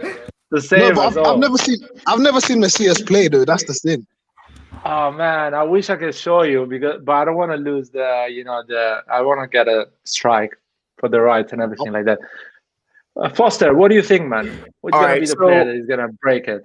I think we're going to actually see an outstanding season from Tonali, guys. I think this is his breakout season. I see it coming. I see it coming, guys. And another wild card as well. I think we possibly might have even the second best defense in the league ending the season with it. Because Tomori and Kira are beasts. Trust me. Yeah. To be honest, I was super happy when we signed Tomori, man. This guy was born to be a Milan player, man. I'm telling you. This guy is born to be a Milan player. You can see in his eyes that he's already loves this club. I'm not saying he's gonna stay forever. I'm not that bullshit, but he's gonna give it all to this club for sure. Whatever time he stays. Yeah, no, he feels like he's in a good place. I can say Tomori is gonna stay until he's gonna almost close his career with us. I feel that. I have that feeling, man. He came to AC Milan to become a legend. Okay, he's I not can coming see that. back, man. You really think so? I have that feeling. He signed a 5 million contract net with AC Milan. AC Milan is not messing around when they want a player. They want to keep a player. They gave him 5 million net. Yeah, I actually 5 years, right. 4 years. Yeah, you're right. He got a pretty good salary, and I think that's a good sign from the club. Like, listen, man, we are really interested in you. We did all of this. Now give us back your love. And I think he's showing the love, man. I really like him as a person too. He's a very humble, good guy, man. Yeah, he's an amazing player. And another benefit about having Tomori is let's just say he performs well for us in the next 2 to 3 seasons. You're gonna see a Premier club come back and give us an outrageous fee for him. Yeah, like 80 million or 100 million. I can see already. Listen, in 3 years, hopefully, if Tomori is performing at the level of 100 million defenders, we are raising trophies, and we are like the hot girl in town. So no one wants to leave us. That is something that's gonna happen. And another thing is, there is one thing that every sportman knows in Italy, and Maldini knows for sure. Pioli, Massara, Moncada, who is running the club. If you want to win in football and if you want to win in Serie A, you need to have the best defense. So they're never going to give up on the defenders, on the proper defenders. Tomori, Kier, Kalulu, Calabria, all these players, and they're going to add more and more talented defenders. They know the base to build a team that can win a lot of trophies is the defense. And they're always going to keep it at the highest level. That's put right here. Skriller, do you wanna say your opinion about who's gonna have the breakout season? Yeah, for me it's gonna be Liao because I thought there was a lot of undue pressure. So definitely we're gonna see the best of Liao this season. Salmakas, I know you guys have been saying he's gonna have breakout, but I've always thought Salmakas always had quite a decent contribution. Do you remember when we had the unbeaten run? There was the people saying that whenever Salmakas plays, we never lose the game. So of course we've lost the game now. In some of the ones he's played, but it does show that he does have a certain value to the team. And for Tonali, definitely he needs to erase last season his performance because we cut him slack for last season, but this season I want to see him double pivot playing well. And if we really need a number 10 of a different quality to Brahim Diaz, I think Tonali can do it as well. Yeah, I agree with you about Tonali. I don't think he can be at number 10. He can be the creative midfielder in a midfielder of 3. He can have that freedom to go more forward, but not a natural number 10. I don't think it can happen like this. And you finish. Go ahead.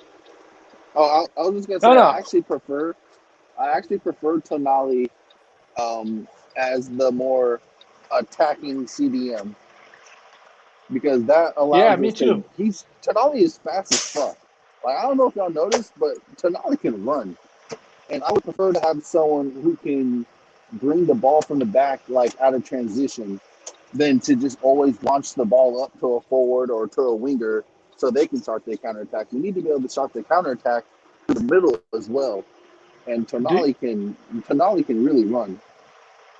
Do you remember the live we did after Real Madrid game that I was so upset with Tonali because he wasn't going forward? Yeah. That is all my point. Tonali is such a quality player. He needs to be our midfielder that goes forward, not the one that stays back on the and plays with the defenders. He has But such a talent that he needs to go forward. That was because of Pioli. That was his tactic. No. That's why He was making a lot of mistakes in that game. He lost the ball a lot of time. He was scared. That's why I pointed out in the other game when Tonali started attacking. It's because they switched Krunic and Tonali's job roles. If you notice, Krunic was the one who was playing deep like how Tonali was, and Tonali was granted the freedom to go forward. Like you could visibly see it. Yeah, exactly. And Pioli told Tonali, "What the fuck are you doing? Why Krunic is going forward and you're not going forward?" And the day after, told Krunic, "Listen, you're staying and just Tonali going forward because the guy that actually has some good feet, a pace, and is gonna be our star in the next 5 years is Tonali. So he's gonna go forward."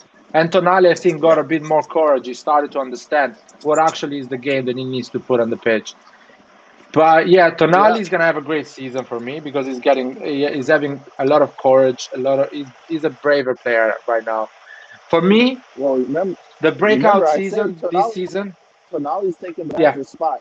I'm telling you right now, Benasser will be lucky if he starts playing over Tonali when Tonali's playing like this. I can guarantee Tonali will be starting over Benasser. Watch, you'll see. I guarantee it. I don't think in that position, apart from Kessie, everyone. Let's say, if you do a ranking of the AC Milan midfield, you have Kessie, and you have Benasser and Tonali. They are at the same level, but they at the moment. So actually, they can play the same amount of games. Doesn't matter who is playing. And after you have Bakayoko and Krunic. Now, we don't know how good Bakayoko is going to perform. Maybe he can get even better than Kessie, who knows, or better than Tonali and Benasser. Let's see that. And Krunic, I think, is going to be the third choice. So you're going to have... Let's say we do Kessie. rotate. Yeah. Let's say we do rotate. Because, if Kessie is still on that bullshit, then we'll have to... get Bakayoko more in tune with the team. Like, it'll be a necessity. When Bakayoko plays, he will be the person to sit back, and Tonali or Benasser will still be the ones to go forward. I guarantee it. I think Benasser and Tonali, they can play both because Benasser likes to sit deep and still go forward, and Tonali can actually feel more safe and go more forward. So I think Tonali Benasser is a great duo. I think they're different. I think so too. But that's what I'm saying. Outside of Tonali and Kessie, all the other CDMs don't really have the same quality going forward. That's the point I'm trying to make. So if Bakayoko plays, you don't want Bakayoko and Benasser there because they both sit deeper. So you have to have Tonali. That's why I'm saying Tonali is going to be the one that starts these games. Let's see. I'm curious. This is one of the question marks for this season. I really want to know how it's going to end up our midfielder. Maybe, as we know, still Tonali is a young player, so consistency is not something we should expect from him. We're gonna see maybe some games and he's not gonna be playing well, or he's not gonna be ready to play those games. So I'm fine with that. Tonali is not ready to play every 3 days, so let's see. I don't want to put pressure to the guy. I just want him to be brave in the pitch, and consistency is gonna come with the time, with the seasons. He has like 60 games on his shoulders. Midfielders at his age, or midfielders that actually is playing with national teams like Locatelli, Barella, they have 150 games in their shoulders. So it's a completely different preparation. Or in their legs. I'm saying shoulders, but you play with your legs. So for me, going back to the breakout season, I really think our breakout season, the guy that is going to have a breakout season this season is going to be... What is that? Is that water? I think it's Nathan. I think it's car or something. Yeah, it was my truck. Sorry, I just turned it off. Don't worry, man. I think it's gonna be. I just got back to my job, so I can finally go home. I think Selemaker is gonna be the guy that is gonna have a breakout season. Selemaker. I don't consider Diaz having a breakout season. I think Diaz is already at that level.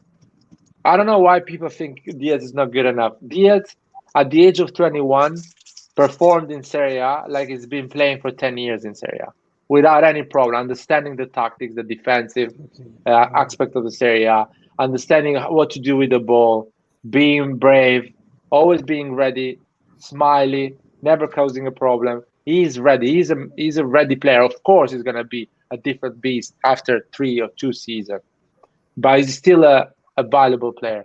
So I think Selemakers and Messias, they're going to have an insane season, like something we haven't seen. We're going to be like, give him the 8 million, please don't let him go, something like that. What about Samu? Like we did with Kessie. I think Leao is gonna become a beast next season. I think this is the season for Leao to be consistent or on delivering a decent performance every time. If he doesn't, so that is the season of. Why you want to sell Leao? You really don't like him. You don't want to sell. No, Theo, it's not that. It's not that. It's not that. It's not that. How long are we gonna continue to wait for players? The more he plays bad, the lower his value is gonna be. No, he's a 22 years old. At 22 years old, you should do like Real Madrid, sign them a 6-year contract, because you are going to wait 3 years for them to reach the level of what Kessie reached. I don't know, any big player. They need. Forget about Messi and Ronaldo. They were unusually incredible because they started to perform from day one at the highest level. But normal young player, they need, especially when you are exposed to so much pressure playing for AC Milan, Inter, Juventus, Real Madrid, or whatever, you need 3 years at least to get to the level that these clubs are expecting from you. So Leao, the next season is going to be amazing. He's going to score 20, 25 goals and 10 assists on the left wing, not even as a striker. But this season, Leao is going to deliver a lot. He's going to create a lot of chances. He's going to be unprecise. He's going to miss goals, but it's not going to be his breakout season. So Selemakers, Messias are going to have an insane season. Tonali probably in the future. And hopefully Kalulu, when Romagnoli leaves, is going to be our third choice or second choice center back with Gabbia next season. Oh, okay, with Gabbia. Whoa. Yeah, Gabbia. Well, but it'll be Tomori and Gabbia then. I think next season is going to be Tomori and Gabbia, and Kier is going to be the guy that is actually going to help Gabbia to grow. So it's going to play big games and rest on a lot of the small games. And Gabbia is going to play more because Kier is going to go to the 33 years old age or 34, something like that. So Gabbia is going to play more next season. And Kalulu is going to be there playing even more. So slowly, we're going to have that Kier, Tomori, Gabbia, and Kalulu as a center back. Anyway, let's talk about the game, Lazio game. Let's talk some news here saying what is going to be the possible formation. I want to play a game. I want to play a game with you guys. The game is guess the formation. Basically, that is the game. Where is it? 4-2-3-1. Where is the? Oh, here we go. No, not the formation. Who is going to play? So I have an article here. That probably Immobile is going to play. That was faking an injury basically to rest for the game.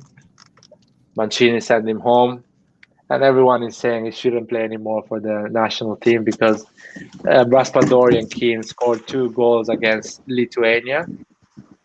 Is this Lithuania? Oh my God. Jesus God. This guy just won the Euros and people are shitting on him like he's the first homeless they see in the street. Come on, we could have won the Euros without Immobile. Let's be honest, okay? I don't know that. Was garbage. Seriously, was garbage. We're never gonna know. I guess we're never gonna know. Like But Larry, Kanye West said. Can you agree that his hold-up play was bad? His finishing was bad. His passing was bad. No, the passing wasn't bad. No, the passing wasn't bad. He didn't miss a lot of passes. He was always precise with his passes. The hold-up playing is not Ibrahimovic, it's not Giroud, but Mancini was asking him to do a lot of movement so the other players can have some space and score. So he did what Mancini asked. He scored 2 goals. Usually Italian striker in competitions like World Cup or Euros, they don't score more than 3 goals. So 2 goals is more than enough. Italy always win World Cups and Euros, apart from the Paolo Rossi, 1982. And he started scoring after the group stage, big games. But Italy usually don't have a striker that scores 5 or 6 goals. That is Brazil or other national team that actually have a striker that does a lot of goals. So even if Keane goes in the World Cup or Raspadori, they're not going to score 5 or 6 goals. Anyway, that's fine. But if each player, if how they complement each other, if each of those guys can get at least 2 goals every other game, just because of the movement, then it's worth not having Immobile on the field. Oh, let's see. I'm curious. I'm curious as well with that thing. Let's see. Okay, so we have here the possible formation. Tuttomercatoweb.com is saying, which is Magnan for sure, Calabria, Kier, Tomori, Hernandez. What do you guys think? On this side, we have Isai, Acerbi, Luis Felipe, Lazzari, and Pepe Reina. So Lazzari basically faked an injury, didn't go to the national team, and now he's playing against Milan. That's what report says. Of course, they are not saying he faked an injury, but we know what's going on here. What do you guys think? Is the defense good, or you will go for some changes so Kier can play against Liverpool? I will go with Romagnoli and let Kier rest because he played all the games against with Denmark, I think, if I'm not wrong. I go with Gabbia in defense. We're not Gabbia instead of Romagnoli. We're not going to keep Romagnoli anyways, and Gabbia has easily shown that he can play at that level since he showed us last year. So I would develop Gabbia over playing Romagnoli. Yeah, I agree with Nathan. I feel that playing Romagnoli is probably going to stab us in the back for his boyhood club. Yeah, it's kind of like I agree, and he wants to go to Lazio in winter, so let him go. Oh yeah, I forgot about that. Actually, yeah. To be honest, man, I have huge respect for him. He behaved as like professional, so I have nothing bad to say about Romagnoli. It's time to move on. And that's what I'm saying. Like, I'm not gonna talk bad about him. Like, I don't like him, but I'm not gonna talk bad because he did help us. But Gabbia, I think, is barely a step below him, and he has more room to improve. So it's worth more to play Gabbia. Yeah, I agree. I would put either Gabbia or, I guess maybe Romagnoli, but Gabbia. I think Gabbia is gonna be a good defender, man. He has shown some good games, so I'm excited about him. Yeah, I'm excited about his prospect, this guy, man. That is actually a good point, the fact that he wants to go to Lazio. And we cannot risk that. I know he's a professional player and he's never going to think something like that. But let's say he doesn't perform properly. The supporter is going to shit on him and say, "Oh, you sold the game to Lazio. You are not professional." Newspapers are going to write down something. So it's better not to play him. I agree with you guys. I don't know if Gabbia is ready to play that game. I really like Gabbia. I really rate him a lot. And I think he has the talent to play against Lazio. And if Pioli is going to decide to play him, I have total trust on the guy. What do you guys think? Being ready. How much do you think we can sell Romagnoli in winter? For how much? I think 5 million. Yeah, less than 10.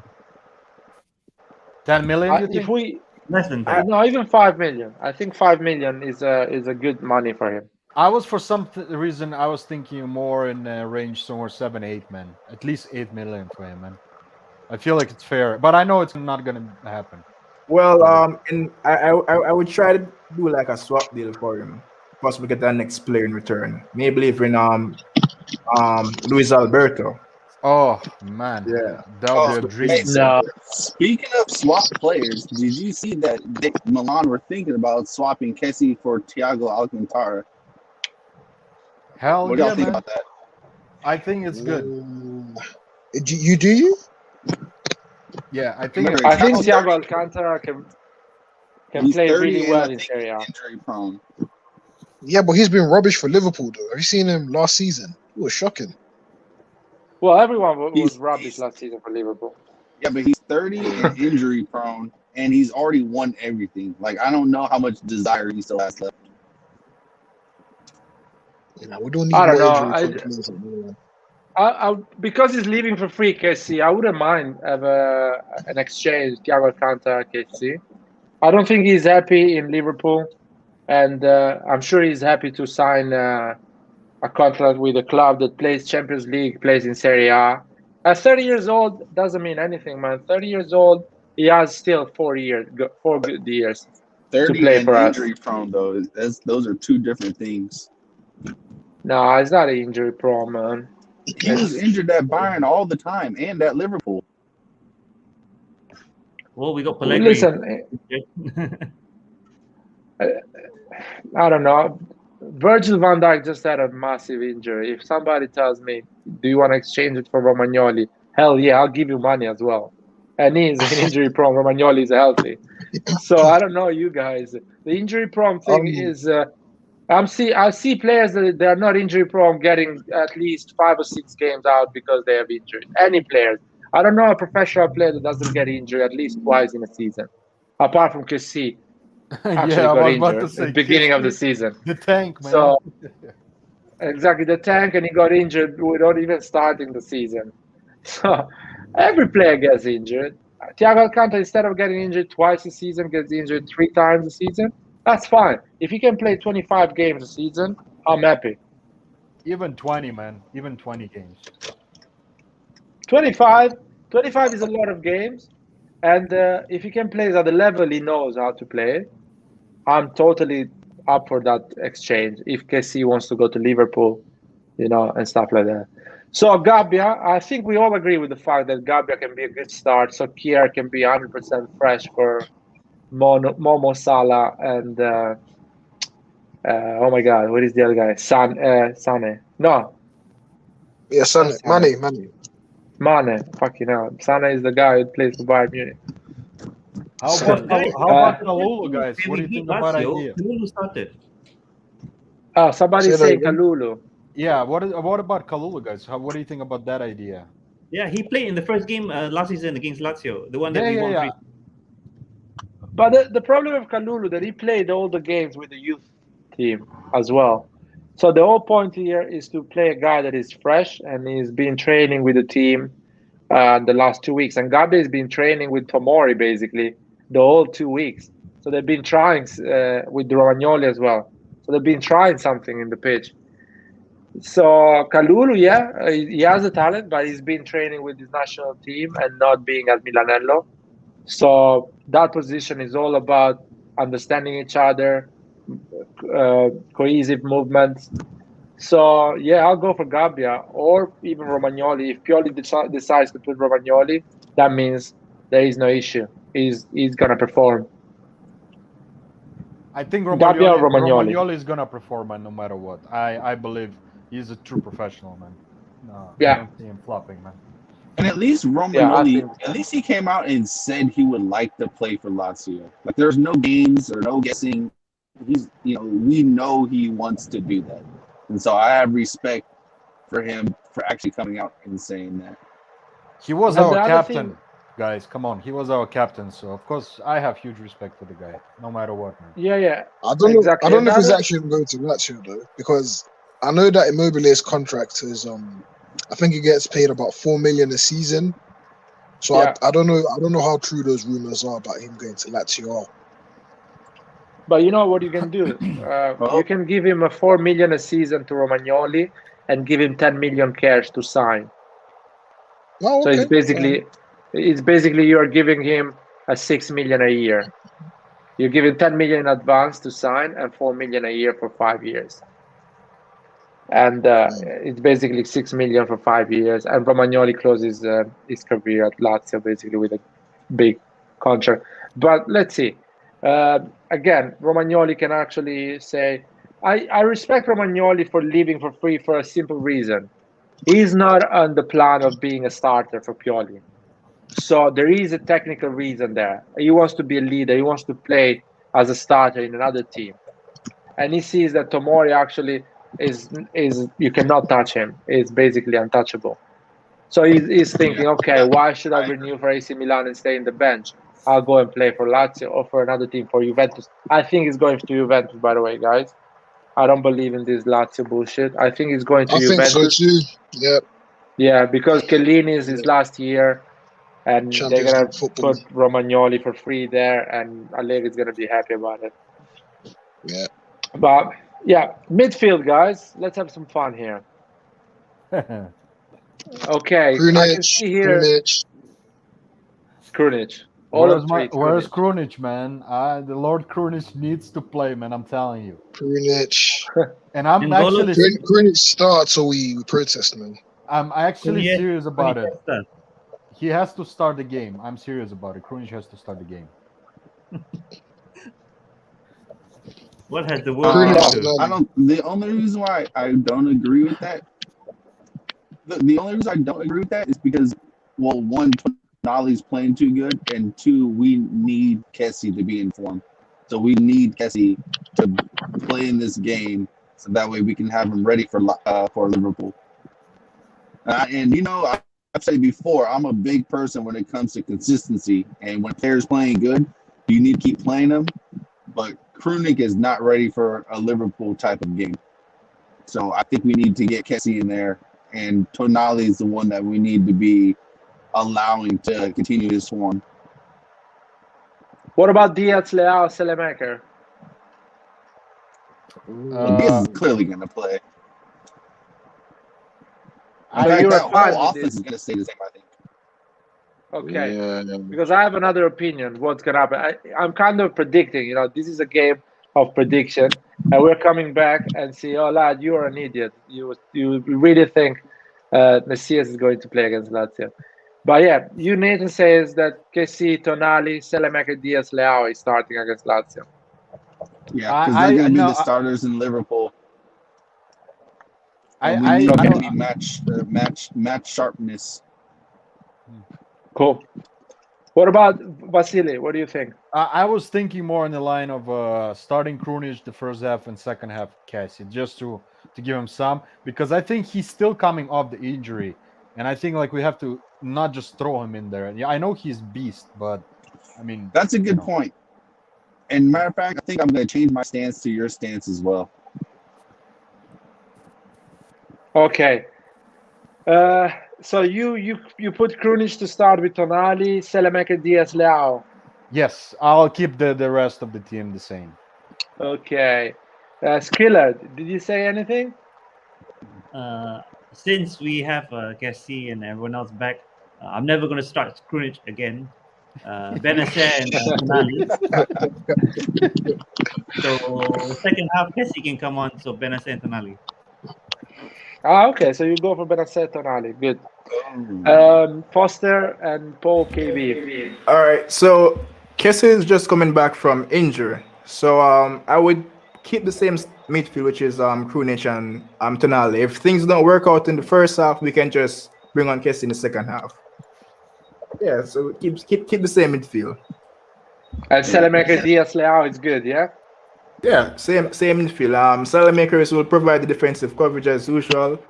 Diaz with his little agility and his quick turns, and Leao with the speed, and possibly even Zlatan up there. It's a good starting 11. Yeah. Oh, here's a question.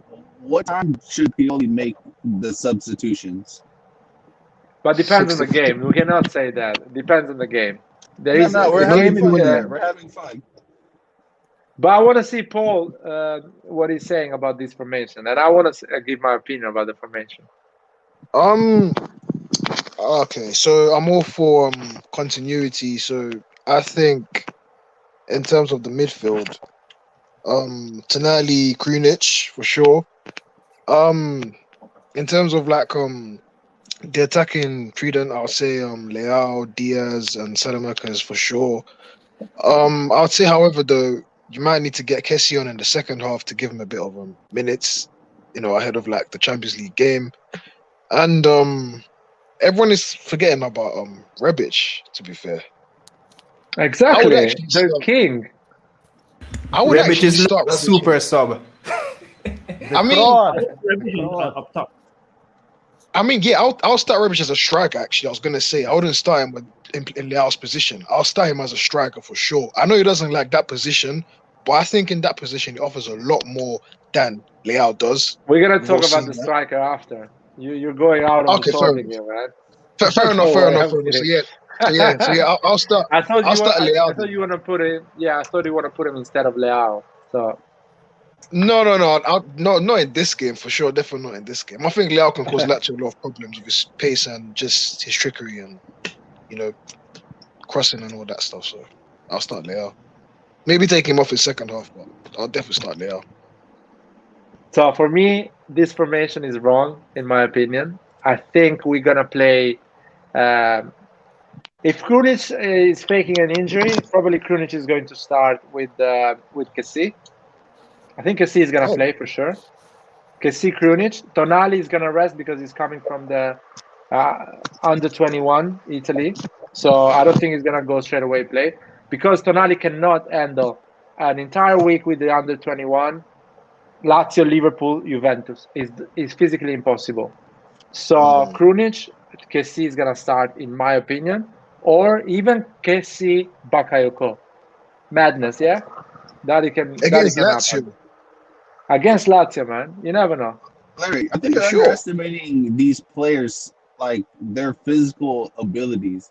Tonali is barely 21 or so, 22. These guys' body can handle that many games. Like, we got a lot of injury thinking like this the previous year. No, not chance, man. I want Tonali and the Kessie or Tonali, Benacer to play against Liverpool. I want our top midfield.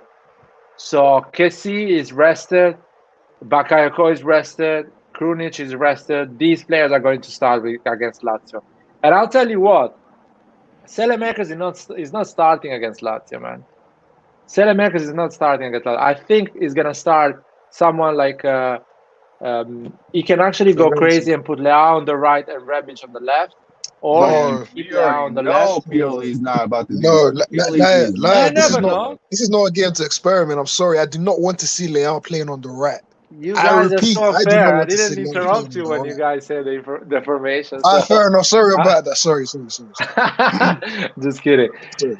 Anyway, or Leao on the right and Rebic on the left, or Rebic on the left, or Leao on the left, and Florenzi is gonna start this time. Well, what I feel like Florenzi. Don't underestimate Samu Castillejo starting as well on the right. Oh, I forgot about that. Don't underestimate that. 40 kilograms wait, man, or whatever. Isn't Rebic like both footed? So if anything, he can actually. Well, he should be able to play on the right. Yeah, but he likes to play on the left with Theo Hernandez. Pioli has a set position for all the players, and he's rarely going to play them outside of that position that he thinks that they should play in. And he's but anyway, that. my whole point is that Selemakers is not going to start because after playing 3 games for Belgium, not all of 90 minutes for all of them, but traveling, coming back, not training with the squad, all the excitement of the national team, you need a break, you need to rest, you need to breathe. And oh no, Lucas on mobile is coming, guys. So, but let's let Lucas in. And hi, Lucas, how's it going, man? I'm good, very good. Oh, okay. Anyway, what do you think about? Sleeping. I was actually trying to sleep whilst watching your show. but I Oh, just sorry, I've been too loud. nah. It's because of Nathan. Mainly because of Nathan. Hey, that's what I like to hear, Lucas. That is what I like to hear. I was actually like going to sleep, but his takes are just so bad that I had to come on Okay, and okay. correct all of them. You're not allowed to talk about Nathan, and Nathan is not allowed to talk about you, and you guys are not allowed to talk about with each other. So if you want to say something about the formation, Larry, is it because I always win the debate, Larry? first of all, you're always right against Lucas, even if you're not right. And second of all, if the debate starts, I'm actually closing the live, and you guys can talk. I'll go home. I'll leave the live on. You guys can talk. Lucas, do you want to say anything about the formation? Yeah, we're going to play a 3 at the back. Ooh, that makes it interesting. Here we go.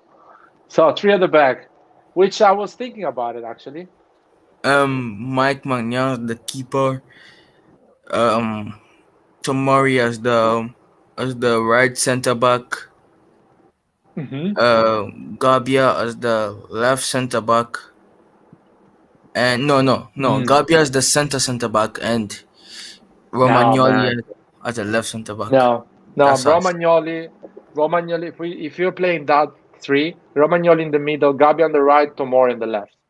Yeah. That makes sense. And then Calabria as a right wing back, and Theo as a left wing back. Okay. And I have Benacer and no. Who do I have? I have Kessie. Starting. I have Kessie with Benacer starting. Then I have Brahim Diaz as the cam, and Leao and Ibrahimovic as the 2 strikers.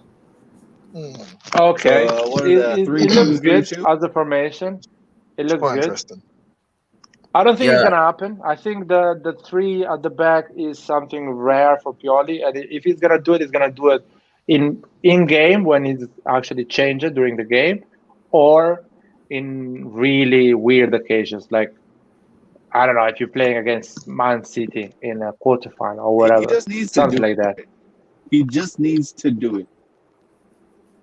Like Anyway, it's hard to do it mid-game. He just needs to decide today we're gonna start with a 3 back and just go for it and see what happens.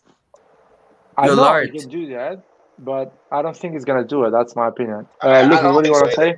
I don't think so either. Can you read what Roy just said? No, I'm not giving him money, man. No, because I don't have money. Well, get ready. It's not good for our brand, man. Paying Lucas, that is crazy. Get ready. We're gonna lose a lot of subscribers if we pay Lucas, man.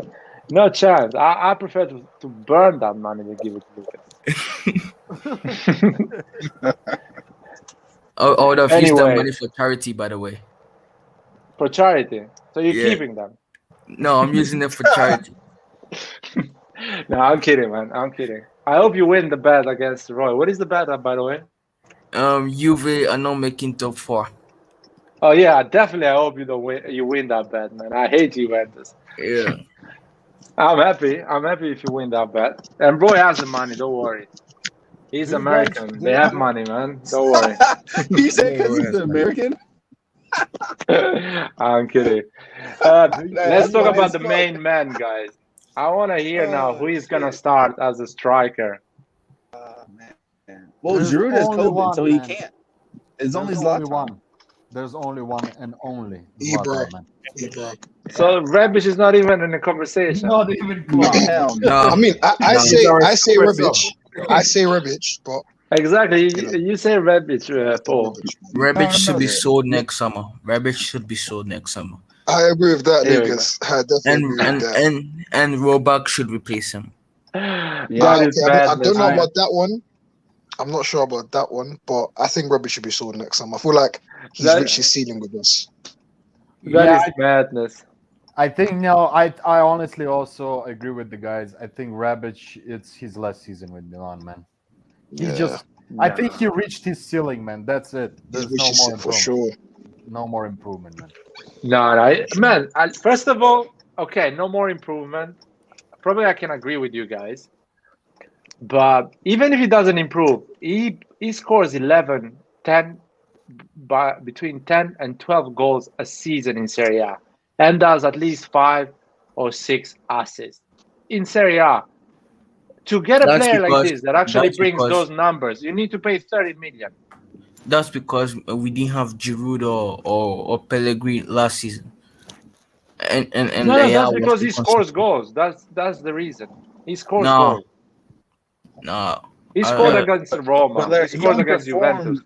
He only performs in the second half of the season. We can get a player that performs in both halves of the season, and it will That's be better. not true, man. What is It's this not thing about true. him performing? Oh man, No, to be honest, like man, I actually like Rebic a lot, man. I'm just being fair and honest about it. Like I feel like he's not gonna give anything more to Milan. I'm not saying he's a bad player. I think like we can get much more consistent player than Rebic. Unfortunately, he's not that consistent, man. Not throughout the He's season. a exactly. sub. He's a sub. So he's a good as a sub. You don't need somebody that is consistent, but you need somebody that actually can be impactful. I can be there when you need him in that game. yes, but So the problem is that we have a young and talented player in the Primavera like Robak, and Robak is way better than Rebic. He will be way better than Rebic. He is Sweden's next big thing, and I think he would replace Rebic in a space of like 3 months this um, season. I just want to tell you something. Swedish next big thing is Ibrahimovic still, man, and he's 40. He's still the next big thing. So I'm sorry, man. For the World Cup, the next big thing is Ibra. Anyway, so Rebic, no one apart from Paul, no one is putting Rebic as a striker. I'm Uh, putting him. you're putting Rebic. You will prefer Rebic instead of unsure Ibra, which coming back from the injury. Yeah, Ibra, a second half maybe. Yeah, Sam. I was gonna say Yeah, I think Ibra Ibra off the can be bench. dangerous. Coming back from the bench, I think he's more wise as a choice. See, Coming in the last 30 minutes when everyone is not tired but not 100%, it can help him to perform.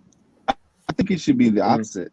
I think it should be Ibra, and then bring in Rebic when their defense is tired and not paying attention, because his pace and trickery could unlock the team if it's like the game is tied.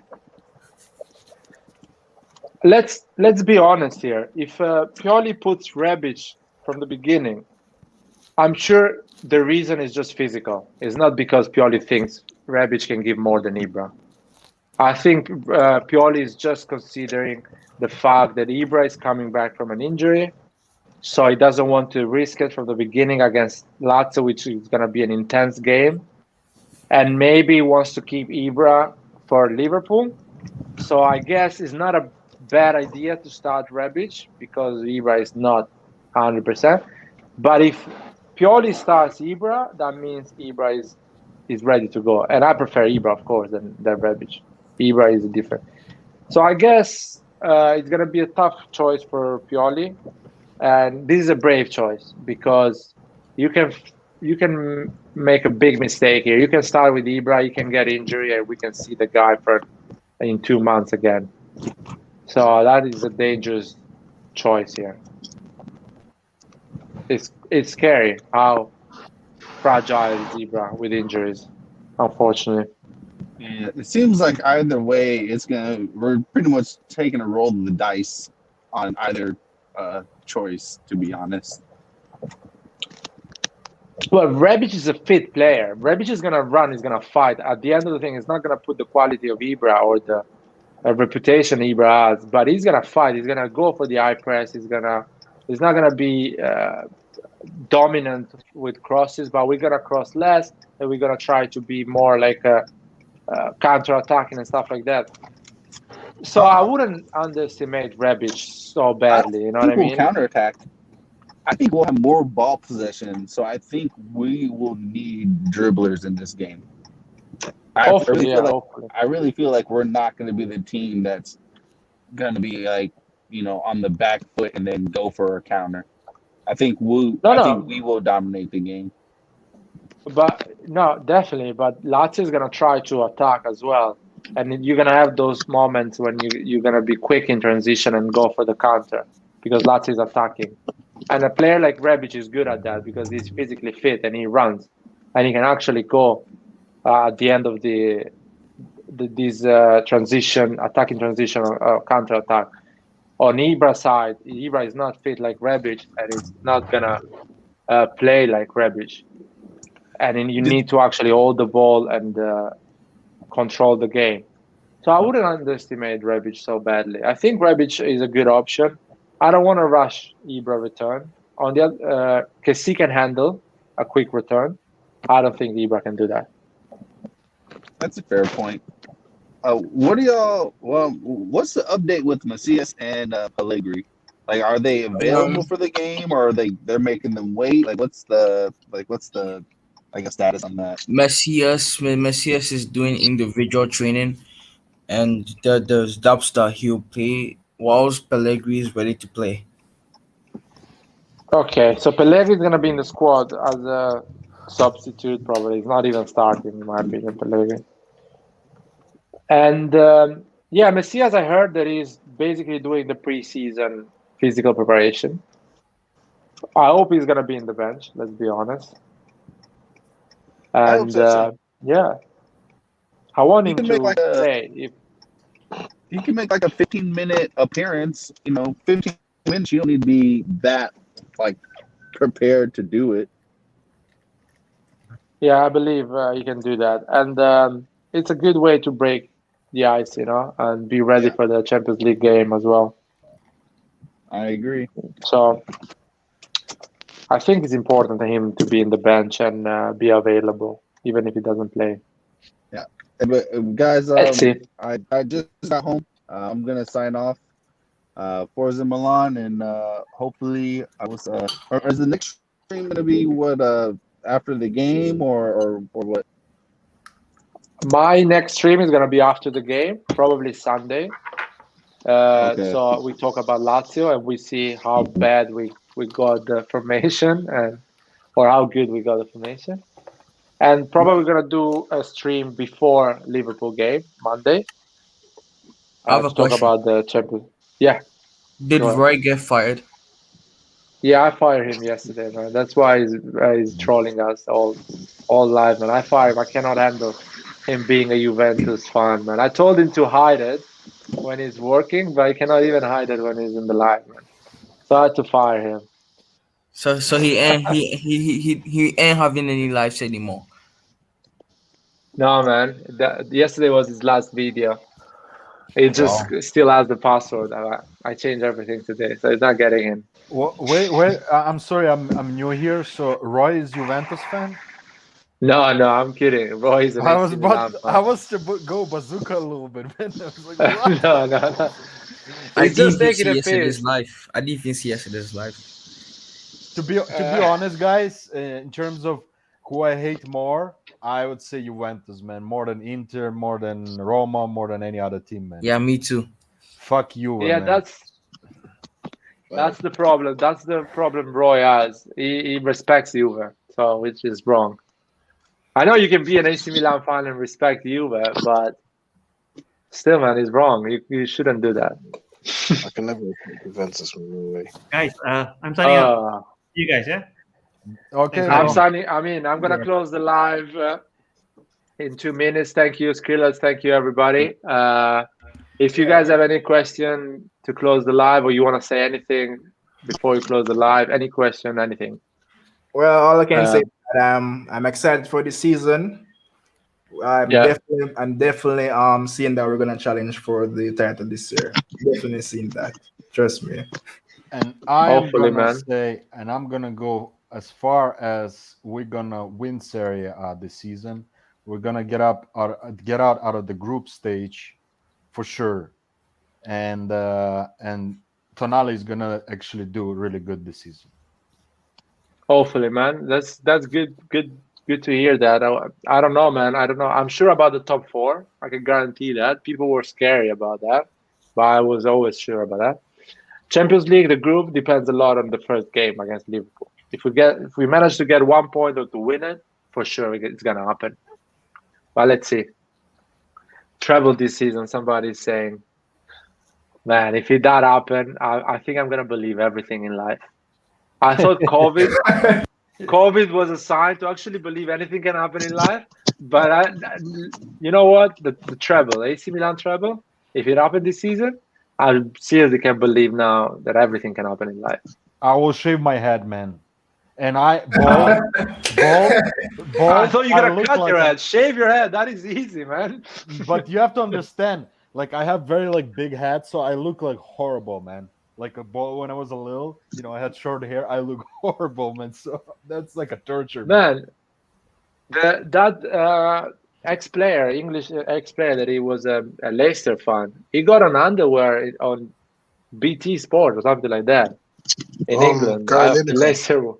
Oh yeah, exactly, Gary. He basically said if Leicester wins the Premier League, I'm gonna be half naked on TV. And he did it. So I want something bigger, man, if we do a treble. Treble is big. Oh, we can think about it, man. Honestly, we can come up with some ideas, man. That's not a problem. You know what? We'll have Roy naked in the live stream. Yes. No, man. There is no way. We already get like 20, 30 viewers. With that, we're gonna get like 5,000 viewers, and YouTube is gonna think there is copyright. Roy is a rock star. We'll probably get like 1 million. We'll just say rock star naked in front of 1 million people. Simple. Listen, if AC Milan wins the treble, we're gonna do a massive party all together. We're just gonna pick a city and see each other there and get completely drunk or whatever you guys take. Whatever, even sober is fine. Just have fun. I think we're gonna get drunk. Party. We're gonna smoke some good, good stuff. Good, Anyways, that's not about that. But I think that idea is great, man. If we win treble, man, I'm up for that idea for sure. The massive party, guys. We just decide the city, and that would be fun. But it's not gonna happen. So, guys, still we can party. Anyone wants to say anything? Before we close the live. My last statements before I go is that Fiorentina will make top 6 and Inter will win the Champions League. What? What just happened? Okay, I believe Inter is gonna win the Champions League in the next 100 years. It's gonna happen, once. Yeah, I agree with that. Next year, but not this season, man. No, next year Inter will win the Champions League.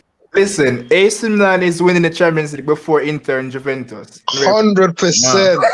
100%. Lucas, where are you going to with this, bro? Come on, man. Inter. Because we say we're going to smoke stuff in the party, not before. Lucas is trolling. Lucas is definitely trolling. What are you doing, man?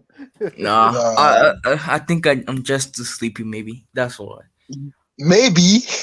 Definitely. Man, you're 12, man. You shouldn't drink. Well, I ain't 12. Yeah, man. I don't know what you've been smoking out there, man. Take it easy, man. Inter. Nah, no way. No way. Man. I mean, they have a chance. Oh, no, man. Oh, well, everyone has a chance. Even Zenit St. Petersburg has a chance. Sheriff has a chance as well. No, man. Inter, nothing. And, oh, man. And we're going to talk about that. Inter, I don't think is going to make a top 4, in my opinion. That is my controversial opinion.